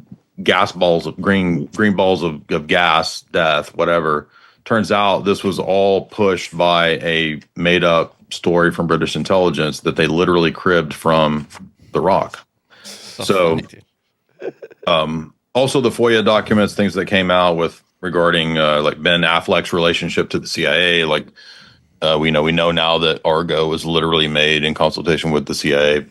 You could say it's official propaganda. Affleck's basically just a CIA operative. A lot of these, what is now passe, it's like this was, if you talked about this 10, 15 years ago, people said you were schizo. But The Exorcist, people don't know The Exorcist was actually written by the CIA. It's a CIA script. What? No. Yeah, no, I'm dead serious. In fact, what's the mechanism? William Peter Blatty, he did psyops in Vietnam for the CIA. Wow. And then what is the psyop that they're pushing with that? Fantastic. So this took place during the Cold War, and the idea was, if you go back and watch The Exorcist, you'll notice, like, why are these like you have communist socialist student protests going on in the movie. And so even within the film, it's like they're concerned about the possibility of people leaving religion. So why not scare the shit out of them with exorcism? Yeah. And so it turns, and I'm not an atheist. So that I believe pushes in them like farther out of religion. Say what? Does that push them farther out of religion? Oh, they're like, look at these crazy exorcisms. Well, the idea is to scare the shit out of people to remind them that the devil's real and go back to church so that they don't turn to communism and atheism. For example, some of the work carried out by the Psychological Warfare Bureau, orchestrated by people like William Blatty and Tom Dooley, included staging Marian apparitions in Vietnam to support the anti-communist ideology. So extensive campaigns were carried out by the Catholic Relief Services and American Psychological Warfare teams to drive peasants south of the demilitarized zone by telling them, quote, "The Virgin Mary has departed from the north. Jesus and Mary want you to go south." I mean, that's literally what the CIA did in the Cold War in That is incredible, psyops. dude. I mean, Isn't that crazy? I think when people say everything's fake and gay, they really don't understand how deep that statement really is. Exactly. Ed Lansdale, for example, he had a plan to stage a second coming in regard to Cuba to convince Cubans to return to Catholicism and not accept atheistic communism. Now, that doesn't make communists good. It's just like these people have no principles whatsoever. Like they'll do anything. So why do they hate communism? I mean, obviously we know communism is a failed economic policy, but why? Heads on spikes, their heads. I mean, that's how it ends up. If there's so the violent elites end up, they think they die at the end. it happened in Russia. Yeah, I mean that's true. I mean that's incredible, dude. What an insane episode, dude. Oh, and I found okay. So that this is incredibly interesting that you brought that Rolling Stone article up. So it's called. Correct me if I'm wrong. Is it the poorest rich kids in the world? Kids in the world. Yeah, it was in the October 12, 2013. I mean, I'm sorry, August 12, 2013 issue. I found it on Rolling Stone, and it talks about the satanic stuff is still there. I'm looking at it right now. Oh wait, if you go to Rolling, if you type in poorest rich kids in the world, the Duke airs, and it talks about they talk about their stepmother encouraging them to read satanic texts, etc. I think it even talks about other things I can't mention. If you control F Satan, it'll come up that they were taught, to read satanic texts and so forth. I didn't think that article was still available. That's crazy. Well, I think it must not have been temporarily because all the stories I found that linked to it said it's not available online. It was gone for a long time. It must have, because I used to try to find this article. It was from 2013. How many things are gone from the internet that we don't know about? That they deleted? We're like, before they see this. Oh yeah, totally. A lot of articles and stories about satanic ritual abuse have been deleted and memory hold. Funny how that works, right? Wow, great. I will say, Jay, too. There's a film about Nuremberg coming out, a major where about what? Nuremberg trials. The Nuremberg trials, where Goring is played by Russell Crowe. It's coming out this week. Actually, comes out. More propaganda. Yeah, should be more propaganda, guys. More trying to fucking convince you this thing is worse than it is. It was. I'll see it tomorrow and let you guys know. You love. If you want signed copies of Esoteric Hollywood 3, you can get them at jaysanalysis.com in the shop. I'm gonna buy the book, dude. You just blew my mind. Jay, thank you so much for working with us. Sorry we started a little late. We appreciate it. One more time, tell them where they can find you. Yeah, you can find me on Twitter, Jay Dyer. You can find me on YouTube, Jay Dyer. You can find me writing Sam Hyde Show. We've done, I think, one full season of episodes. They're all pretty killer, pretty wild stuff. Especially the first one, Dear Elon, went mega viral. Had 25 million views, I think, or impressions on Twitter. So check that out at Sam Hyde's profile. He moves tickets, dude. Do you ever go on the road with him? I'd like to. But, if we do the thing in January, maybe I can come to Comedy Dojo and sort of nice. How far away from New Jersey are you? Huh? How far away from New Jersey are you? Well, there might be something happening in New Jersey in January. Oh, yeah.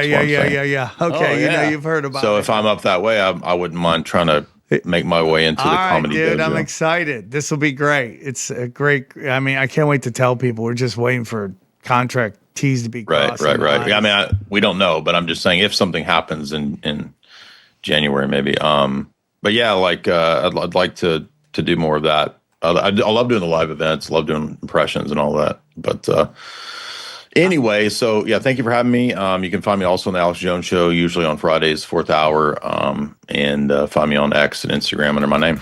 All right, buddy, you're the best. Let's break down the episode. Oh my God, guys. Jay Dyer came, dropped hammers.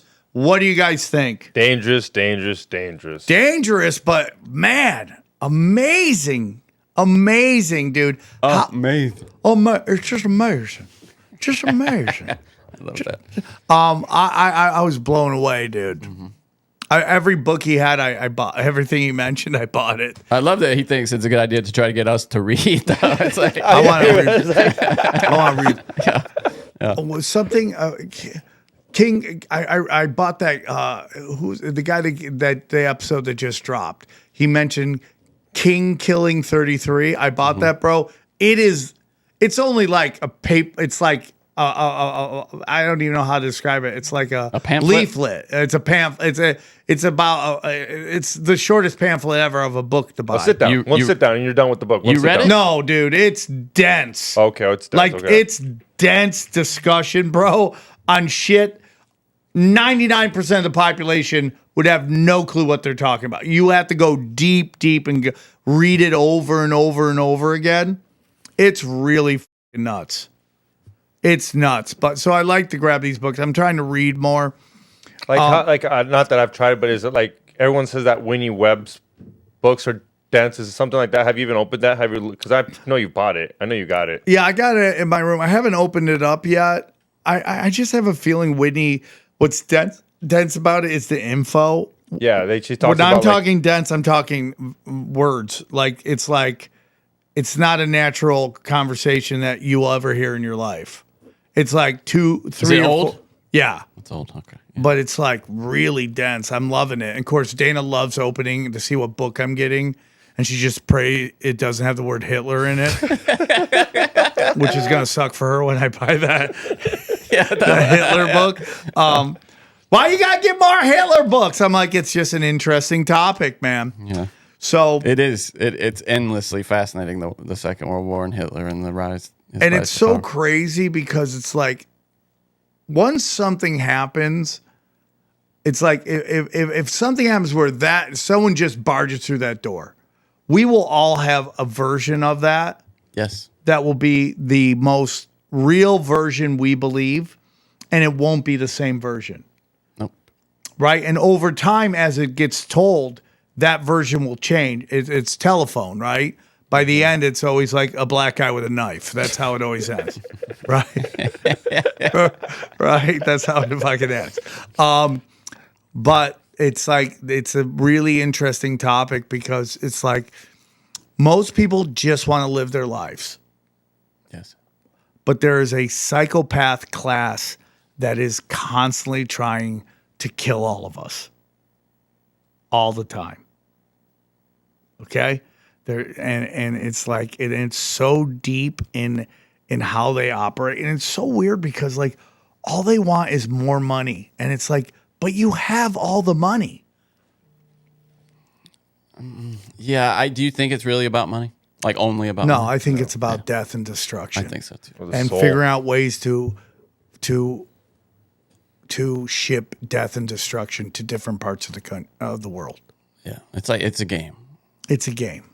It's a dark game. You know, it's funny you mentioned too with the Second World War. I mean, there's shit that is in the official histories that still doesn't make sense. Like, so Hitler's top guy, like his best friend was Rudolf Hess, and he's a weird dude. Like he's weird, but he was with him, and they were in jail together. They went through the early days together. They were in Tavistock together. Yeah. Tavistock. Well, if you believe that, yeah. I believe that. Yeah. I mean, there's some rumors about that painting being forged or whatever. Okay, Johnny. But irrelevant to the point that I'm going to make.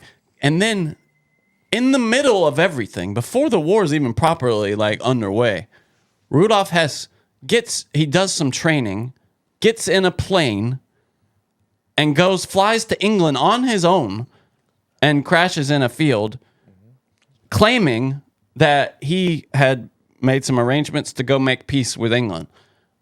And then the English are all like, I don't know what you're talking about, bro. And they put him in jail and interrogate him. Nobody sees him for years. And he's the last one to die. They never let him out of jail. He dies under suspicious circumstances in like the late 70s, early 80s. Hanged. The guy who could barely, he's like, they show him when there's pictures of him, like right before he died. And, he's clearly too old to get up and like hang yourself. And they were worried that he was going to talk about possibly this is one of the theories about what happened to him, about why he flew to England. It's the weirdest, one of the weirdest things about the war. Is there any I never knew that. Was one of the top Nazis and just gets in a plane and flies to England on his own during the war. And then he has a story, he was there to talk with members of the royals to negotiate peace. And you're telling me he does that without the English like saying, hey dude, we're time to wrap this shit up, you know? And I think it was like 41 or something. So he was sidelined for the rest of the war. And this was Hitler's number one guy. And Hitler, of course, said he felt betrayed and denied it all. But it's just so strange, dude. And that's in the official history. And if you're England and you want Hitler to rise and you want Hitler to destroy Germany to give us Israel, why do you want Hess to arrive? Doesn't make any sense. Yeah, it sounds. I've always suspected that there were factions in the British government that wanted it to happen, and they lost. You know, they wanted to make peace at that point, and they lost. I'm sure. I'm sure there's people that are like, "What the f- are we doing?" And then there's the psychopaths from the secret society who are like, "Oh, dude, it's got to happen. It's got to happen." I mean, when the Scottish Freemasons were like hugely behind the formation of Israel. You know, that's the whole thing. And that prison he was in, Spandau Prison, after the war, the way they agreed to do it is there would be different wardens and different guards. They would alternate between the Allied countries. And that went on until the 70s. He was the last guy there, and they had the Russians, the Soviets, the French. They would each go on like change. He was in prison when he died? Yeah, that's what I'm saying. Yeah, he was in Spandau. He was the last guy still in prison at 90 years old or whatever the hell he was. Whoa! The only one there. One Nazi, a whole prison for one Nazi. That's how big the secrets were. Whoa! That he was in prison at the end. Is there a book on it that I can buy and not read? I'm sure there is. But yeah, I mean, to me, that's the most compelling story of the war. And they say he's crazy. You know, why wouldn't they kill him? Like they did. They probably wanted to shut it down. They're like, can we end this guy? Yeah. Can we shut this down? Yeah, well, also, it's because they're spending probably millions of dollars to keep this prison going and rotating in these guards. You know, and he would say there's talk about how he hated when the Russians were coming in because they were stricter because the Russians. If anybody has real gripes with the Germans, it's the Russians. I mean, they were harder on the Russians than anybody, and they were always like rougher on him even toward the end. You know, he would get less food from them, and they'd make him go to bed early and stuff like that. But it's just what crazy, existence. You're trying to bring peace, and they just punish you for the rest of your life. Yeah, and even the other and that Nazis, was before the war. Oh, it was in like 41, I think it was. Let me see. Okay, so his flight, he died in. I'm sorry, it was even later than I said. He died in 87. So that prison was going until 87, dude. I was alive when that prison was still God. Going. Were you even born yet? Yeah, No. it was, No. Let's see. I think it was 41. Let me see. Hold on, I'll just read the account from. 87, I was still in school. Okay, He's probably watching Chips and attempted peace mission. As the war different progressed. strokes. That was a great show. I used to watch it in syndication. As the war progressed, Hitler's attention became focused on foreign affairs. Let's see. On August 31st, 1940, Hess met with Karl Haushofer, who told Hess that he believed King George VI was opposed to Churchill and would dismiss him and send him to Canada at the first opportunity. Haushofer spoke of his belief that it was possible to make contact with the king. And so this is the purported reason that he flew there. Hess wrote a letter to his wife on the 4th of November, 1940. And then he began. You know what I hate about that shit? Yeah. Is all these guys put their family in such peril. Dude, family. Yeah. They their family. The only honorable get your guy. family out of in the country before you do that shit. It's like that Russian doctor who told everybody about the Russians doing steroids. He just abandoned his family. It's crazy, dude. It's the most the selfish only shit. honorable guy was Rommel. Like Rommel had some probably not even firm connections with the plot to kill Hitler, and they came to him and said, "Hey, dude, you can go have a little trial. You can go appeal to Hitler directly, or we'll just take you out, kill you, and then your family will be guaranteed to be protected. No show trial or anything." And he chose that and protected his whole family. He had a hero's funeral and everything. He's like one of the few guys. But don't you think you're gonna win? Like in your eyes, I get what you mean. Like, Yeah. why am I gonna Yeah, take but my you have to family? go if this doesn't go well and it's possible. No, yeah, of course, yeah. Like if my family's So he begins training on this special modified plane. What with was these that? Real extra quick, fuel Johnny. tanks. Yeah, go ahead. what was Homeland? Do you remember Homeland? Yeah. The TV show? Yeah. How that guy tried to do all this. Brody, He was yeah. Yeah, and then his family was just Well, he was brainwashed, though, remember? Because he had been captured and For a long tortured, time, and yeah. like they He came back. brainwashed him. He was like an MK Ultra, like kind of, but the other side doing it. unbelievable. Yeah, so he learned from this chief test pilot on this special plane how to fly. They added some extra fuel tanks on there, and then he checked the weather reports. And on the 10th of May, 1941, he departed from an airfield in Germany, and flew across. Landed? Well, Landed. he didn't land very well. It was a little bit of a wreck, but there's talk of in Scotland the radar picking him up and being like, who the like, what is this? I mean, it was just it's one of the most inexplicable, bizarre things ever to happen in history, and I love reading about it. It's one of my favorite things. One of the most bizarre things ever. My dates, dude. Yeah. I'm gonna be. This comes out. Tonight. I'm in San Diego. Then I'm in Hollywood on Tuesday. Then I'm in New Orleans for Skankfest. Then I'm in Vegas. If you want to come to Vegas, grab your tickets now, dude. Grab your tickets. Minneapolis. Then I'm going to be in the Dojo of Comedy on New Year's Eve, and then the January 10th, Atlantic City. We're about to announce it. We hope you can show up. You'll be excited. I will be excited. All my videos are there. All my premium content, dude. I did a deep conspiracy rewind. We were gonna do it about. It was gonna be on a guy doing a breakdown of American families behind the opium trade, and it was just such an obvious AI bullshit. Like, Johnny, I've heard you say that, and then I've started noticing. I was 9 minutes into this 30-minute video, and he's literally said the same thing He 4 repeats times. it. Yeah, they just keep repeating it. Yeah, it was these opium families. They started all the The Ivy voices, League. though, you can't tell, dude. Yeah, the voices you have can't. gotten so They good, you started can't an tell. Ivy League, and they were just going to be. They killed millions, got them all hooked. It was the families. They started all the Ivy Leagues. Yeah. They were going to kill millions. It like hypnotizes And you, they were, though. and it was FDR. And he goes, FDR, the guy on Mount Rushmore, and he's not even on Mount Rushmore. He's the guy, FDR was part of it. And You know what I was think's the happening? families. They were going to start the Ivy Leagues. They were going to kill millions. And he literally did that for 9 minutes. You know what I think happens is it's these like people in China and shit. They say, hey, ChatGPT, write me a 20-minute script of the opium wars or whatever, and then it spits it out. They put it into one of these text-to-speech things, and then just publish a video about it. It was awful, and they're making killings. So I had to stop it, and then I went into Jackson Hinkle's interview about Nigeria, and it was crazy, dude. This guy's on the ground. He's like, everything you're hearing, it's not happening. There are Christians who have died, and we're not minimalizing that, but it's not even close. Again, it's just the U.S. And really, when people's guys, I just want to say this, and we go back to this interview with Jay Dyer.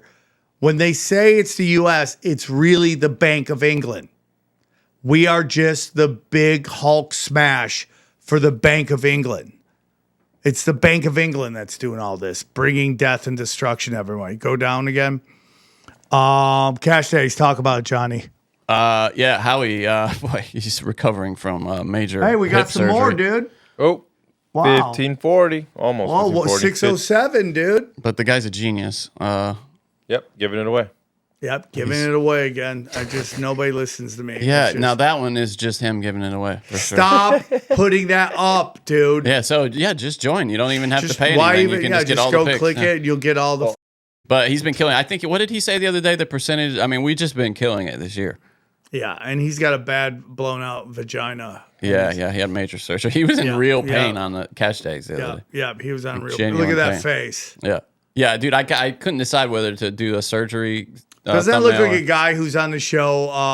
I am a murderer. Like he's just Making yeah. a murder? Yeah. No, what was the show where What? they interview murderers and they talk about no what idea. happened? I don't And watch they that. all have the worst lives, by the way. None of them are like life was good. Then it just went Just to started killing people? Yeah, no. never is that. Can you Rarely. join the Patreon off of EBT? We do take EBT cards. We're working on that We integration. do take EBT. We're working on it. Go down. Go down. Chaos Twins are coming. I got to talk to them about how finished that is. And we're very close. I'm going to talk to them this week. And then go down. And then we got them all here. Go to Tinfoil Hat T-shirts. New secret shirt about to be unveiled. Very excited. Dude, if there's ever a shirt that describes the world we're living in right now, it's PSYOP season takes no days off. $20. $20, dude. Where do you get a $20 shirt anymore? Nowhere, because I just understand you guys want to support, but we don't want to fleece you like a lot of these shows. Oh, Christmas one. I talked to the guy. If you want a Christmas one, ugly Christmas sweater, go get it now. Modern Day Prophet. That one's crushing. Wood Army is on fire, dog. Join the Wood Army. Drop it. Drop a D. Get your shirt and drop D's. Okay, that's what we're doing. I should get that sponsored by Blue Chew. That shirt brought to you by Blue Chew. And then finally, go down. We got Wise Wolf Gold and Silver, our favorites, dude. I'm buying precious metals every month, and then I take my supplements every day. I'm gonna take it after this show. The chemical free body. It just when I don't take it, I feel it, dude. So I take it every day, and I love it. It's great supplements. And then Brain Supreme. Are you on it or not? On it. Okay, we can tell you were quiet. You didn't talk. That's how I know you're in a nice place. I'm tripping. I'm in another But you don't universe. trip, right? No, You don't feel. No, it's a very. Be honest. Do you feel a high? No. They're like. Sam's very concerned about that. Yeah, they're very. Because I really want to do it. Yeah.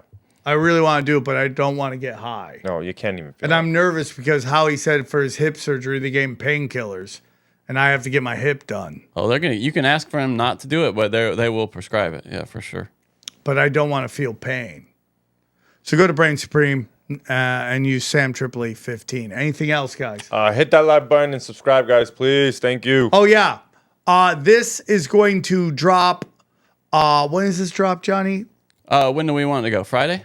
We're gonna drop it on Friday. Oh, so it'll already. So when are we doing the live? Thursday? That was the idea, right? Yeah. Okay. So hope you guys enjoyed the live. It was great. Riveting. One of my best shows I've ever done. Thank you guys for tuning in to that. And yeah, just go to youtube.com/@Tinfoil Hat Official. Yes, Tinfoil Hat Official. YouTube Tinfoil Hat Official. Shorten that up to like TFH Official so people don't have to type. What do you think? But then they know it's us. Yeah.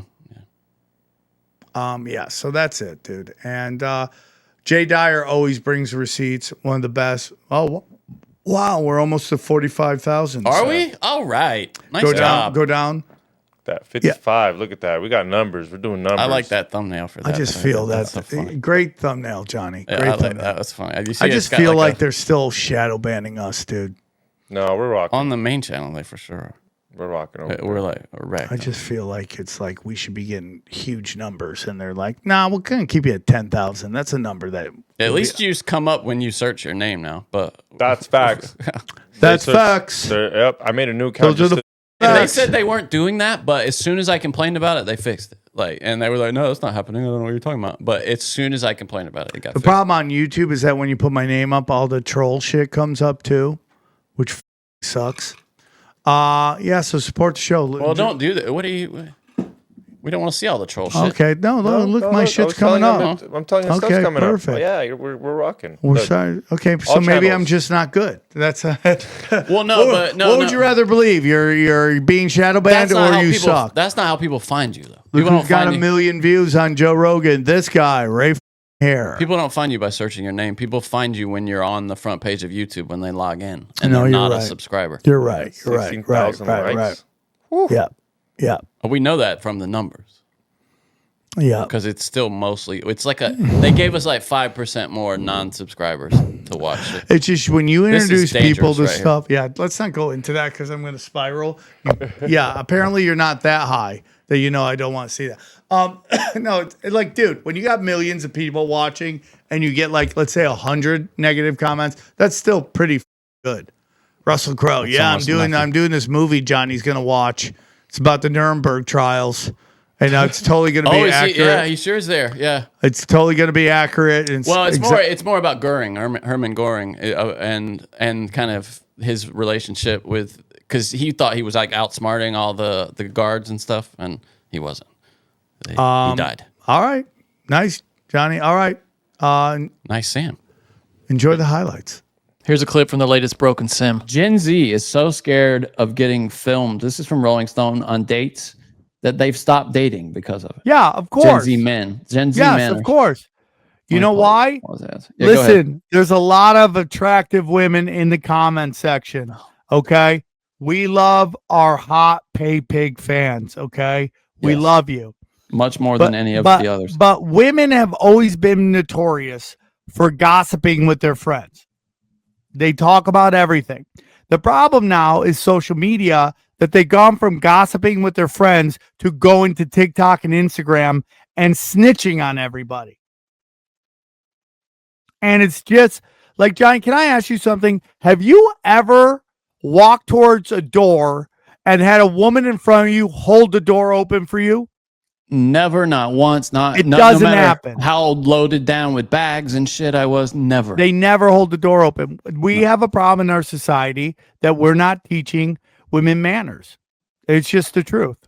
And everyone can get mad at me in the comment section. It's the truth. You remember the Tiger Woods scandal where all the chicks are coming out and the first chick wouldn't say anything and she wasn't the one who kicked it off. Her friend snitched. Yeah. But she would never talk about it. And guess what she got after that? TV shows. Yeah. You know why? Because people honor someone that can keep their mouth shut. Yeah. No, you're But totally we don't right. have that anymore. It's also walking down the sidewalk, dude. A woman will walk into you on the sidewalk before they'll just give you half of it. Like I've had to step into the dirt, mud, raining a million times before a woman will just even look at you, acknowledge you. I have had women cross to the other side of the street. of walking down the street. The first people you get out of the way of, elderly. Yes. Then someone with children. Yeah. Then a dog. Yes. Then a woman. Then a man. Yeah. Okay. Yeah. Men are after dogs. That's right. If you're below senior citizens or people with babies and children, and you're not getting out of the way, you suck. Sorry. But yeah, this story from Rolling Stone is about how these poor Gen Z boys are so afraid of hitting on girls, even in dating apps now, because women are screenshotting the text when they don't like the guy on dating apps and putting them on blast on social media all the time to the point that they're afraid. Dude, there's whole YouTube channels dedicated to how ridiculously stupid women are snitching on men in their life. Just ridiculously stupid. I mean, they're like, I just had the worst day. And then they say something and you're like, that's not even that bad. Like, yeah, totally. And they're just like, oh my God, it's so stupid. I'm so upset. And you're like, you're a snitch. Shut up. So Candace Owens got a little shit this week or last week, I think it was, for talking about hybrids. Did you see this? That's something we've been talking about. Again, she's right on everything. Of course. By the way, she just crushed Mercone's dad wife. Oh, we got that on the list too, because Macron, his wife, we found out in the tax records is listed as Jean-Michel, which is something that you're not supposed to be able to edit. Curious. You know, I mean, we saw that story. You saw that last week, right? That she apparently found out that her name was Jean-Michel, the masculine, on her tax records in France. I mean, absolutely ridiculous. I'll play this and then we'll talk about what you just said too. Jeffrey Epstein, conspiracy farm, and cult of the crash out is in the comment section. Local shout out Jeffrey Epstein. Jeffrey Wilson. I don't even. Oh, I thought you said Jeffrey Epstein. Sorry. Yeah. He's always on my mind. I'm telling you, I don't even think these people are human. Like I look at Elon Musk and Sam Altman and Peter Thiel, and I'm pretty sure they're hybrid. You know what I mean? Like they just look like an Apple software that I should be able to download at night, you know, like my phone's getting an update or something. It's something in the eyes. Like, I don't know. I'm like, I know I'm human, but I don't know if I stabbed you if you bleed, you know, I'm not going to stab them. Especially Teal. But I don't know if they bleed all the way. I think a battery would fall out. You know what I mean? And I just get that sense. I've always known it was demonic, and people just get on board because, as we talked about in this book, they are using science and this idea of technology and this idea of transforming society for the better to indoctrinate us into accepting this. And it's wrong and it's backwards. And the main component of all of this is psychology, right? They're able to do it because of psychology, making you think that society has gotten better. Our kids have objectively gotten dumber. We've become fatter. We've become less healthy. We've become less emotionally sound. And yet they are convincing us that this is like humanity's great leap forward. We put a man on the moon, and he just like called them up and was like, hey, Prez, what's up? I'm up here. Yeah, it's so cool. It's really great. It's nice. Starry night up here. Okay, I'm gonna text you. I gotta go by in 69. And they get these people, they tell you like he's a genius. They're all writing like he's a genius. So we should just accept that Elon Musk is a genius, because like all the writers who are obviously indoctrinated into the occult are telling us that this is the next person that we should worship. The establishment of Hollywood. It was all cults. They were all Aleister Crowley proteges who were just raping kids and summoning demons, and demons are real. So at the same time that they're summoning demons, they are making us all believe that faith is not real. And that has been, I think, the greatest trick. Yeah. So yeah, I mean, like, what do you expect me to say? There are reptilians. Yeah. Okay. She keeps getting pulled farther out into where we've been for years. Yeah, because that's what happens. The dots start connecting. Now, the whole thing is that there's a possibility. If you'd like to hear the rest of this episode, subscribe to Broken Simulation in your podcasting app, or check us out at youtube.com/Sam Tripoli. Welcome back to the #1 podcast in the world. We got a crazy episode here for you guys. We did a bunch of doom scrolling. We ran into a video of this guy catching a lady of the night giving some head in the back of his house, and she gets shot with a paintball gun. Then, for some reason, we ran into some video of some girl licking a toilet seat at the Nas Center. It's guaranteed it's not the Nas Center. And for some reason, I don't know why, we got a bunch of tortas, a bunch of crazy ass chicks, a bunch of cheating ass whores. It's a crazy ass episode, guys. You guys can hear Chin laugh. It's a good one. We'll be right back, guys.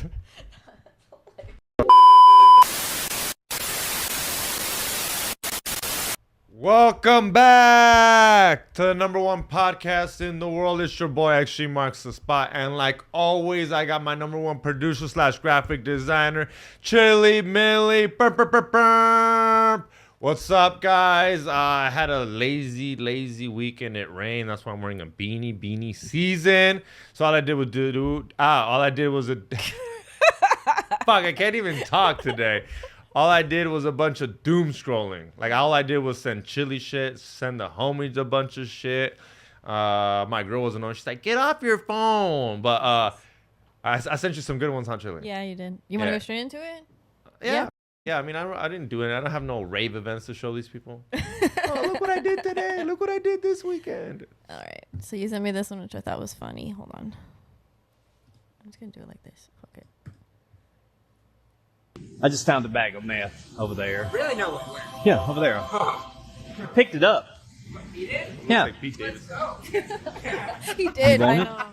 Like it's. I get. I mean, we just go get him. What are you putting gloves on for? What? Oh, Matt. Yeah. Matt. You dog. What? You dog. I bet you that's on Carrot Top. What'd you think it giving was? those away, really? I thought maybe a kid had lost it or something. What's the matter? You're messing around with me, aren't you? I thought you said bag of. Oh, Lord, no. No, Lord, no. What's up with the clown? Got him. Love y'all. Golly, you're Yeah. That's funny. It's hilarious. He looks like a crackhead. He does. He looks like 100%. You remember in the last episode, the girl that was dishwashed, the salesman for the dishwashers? Yeah. That looks like her son. Yeah. Oh, yeah. What state do you think that is? Huh? What state do you think that is? Because that other guy looked like a crackhead, too. Wait up. It looked like what's the Nate Dogs? What? No, it's called Dogs on a Stick. Where's that restaurant at the mall? It looks like that restaurant. Or Lemonade. Oh, Wetzel's Pretzels. Not Wetzel's Nate Pretzels. Dog. The other one, or Dog on a Stick, or Hot Dog on a Stick. Hot or dog corn on a stick? Something like that. It looks like they work there. Yeah. I don't know. But that Jesus. fool was stoked. It looked He like a thought- grocery store. And it's so funny because he thought he was just going to get free meth. He was so excited. He's so excited. Like he found money on the floor Oh, or he something. he was so excited that someone else found it. That's how much of a crack kid you are. You're like, "Oh, he found it. His Fuck eyes were all big. Yeah, he's like he's gonna partake in the doing of that. Even the other guy. That's funny. Have you ever had that happen? I've never really found meth at work because I've worked at regular jobs. No, but one time it is crazy. I was working at this one restaurant, and like mid break, I go in the restroom and I go in there and I find a gun. Really? Straight up Glock. There, I'm trying to take a piss and I look to my right and I see a gun, and I work there, so at the same time I know not to touch it. Because if I touch it, all of a sudden, I'm a suspect in whatever crime that gun participated in. So I sit there and I walk and I like open the door. I'm like, yo, can you call someone? Call like another coworker. Like, what's up? And I was like, just call someone, please. And then I was like, my bad. I meant like a manager. Because I was like, you just need a witness? My bad. No, my bad. I meant like a GM. My bad. Yeah, that's right. Probably like, what? No, I was call one of the GMs. And the GM shows up and he's like, what's going on? Like through the bathroom. And I'm like, yo, I found a gun in here. He's like, for real? And he's like, yeah. And I'm here because if I leave, like, let's say I leave to go tell you, and the kid walks in and now the kid has the gun and they're like, you idiot. So I kind of like, Could you imagine if a kid went in there like and used the bathroom instead of you, and then like, Well, that's scary. And yeah, exactly. They're lucky. I mean, not that they're lucky, but thank God I found it. They are lucky. Yeah, thank God I found it. So I sit there and I'm like, because I could have easily just at pocketed least it. I could have just pocketed it. I also could have just pocketed it. Yeah. I could have just stole it or not. Sold it or something. Or sold, but so Damn, that would. Yeah, so my GM shows up and he's like, so what's going on? I'm like, yo, gun in the bathroom. I don't want to be like a suspect, so I'm not touching it. And I mean, you touch it. I mean, you're the owner. This is your establishment. So you figure this out. Dude, while I'm talking to the GM through the door, guy starts like, you can tell it's his gun. Like you can tell, like, when you've lost your keys or maybe you lost your kid and you're beelining it to, you can just see this guy and you kind of just like move out the way.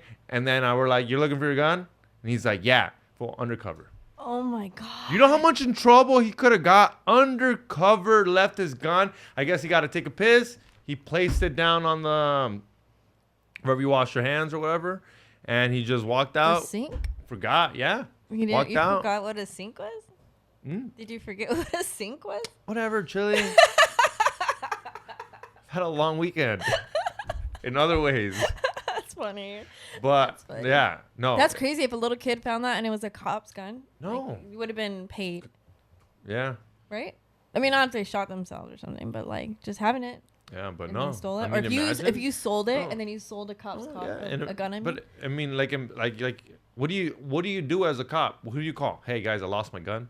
Yeah, that's embarrassing. Yeah, or because you have to call the department at the end of the day. Because what if someone ends up using that in a crime? Yeah. Guess who's the first suspect? Yours. It's your gun. Why is your gun at that establishment or that shooting of so and so? Yeah. But you've never had anything like that. I mean, you ever I found meth? drugs. Yeah, You found baggies? I found drugs at work, but then I just put it in a trash bag and throw it away. What'd you find?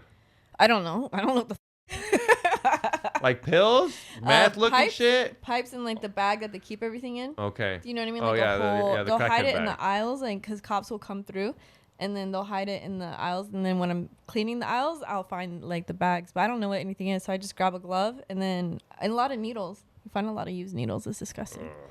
I don't even work in a bad area, by the way. It sounds, every time we talk about it on the show, it sounds like I work like in some fucking Skid Row or like.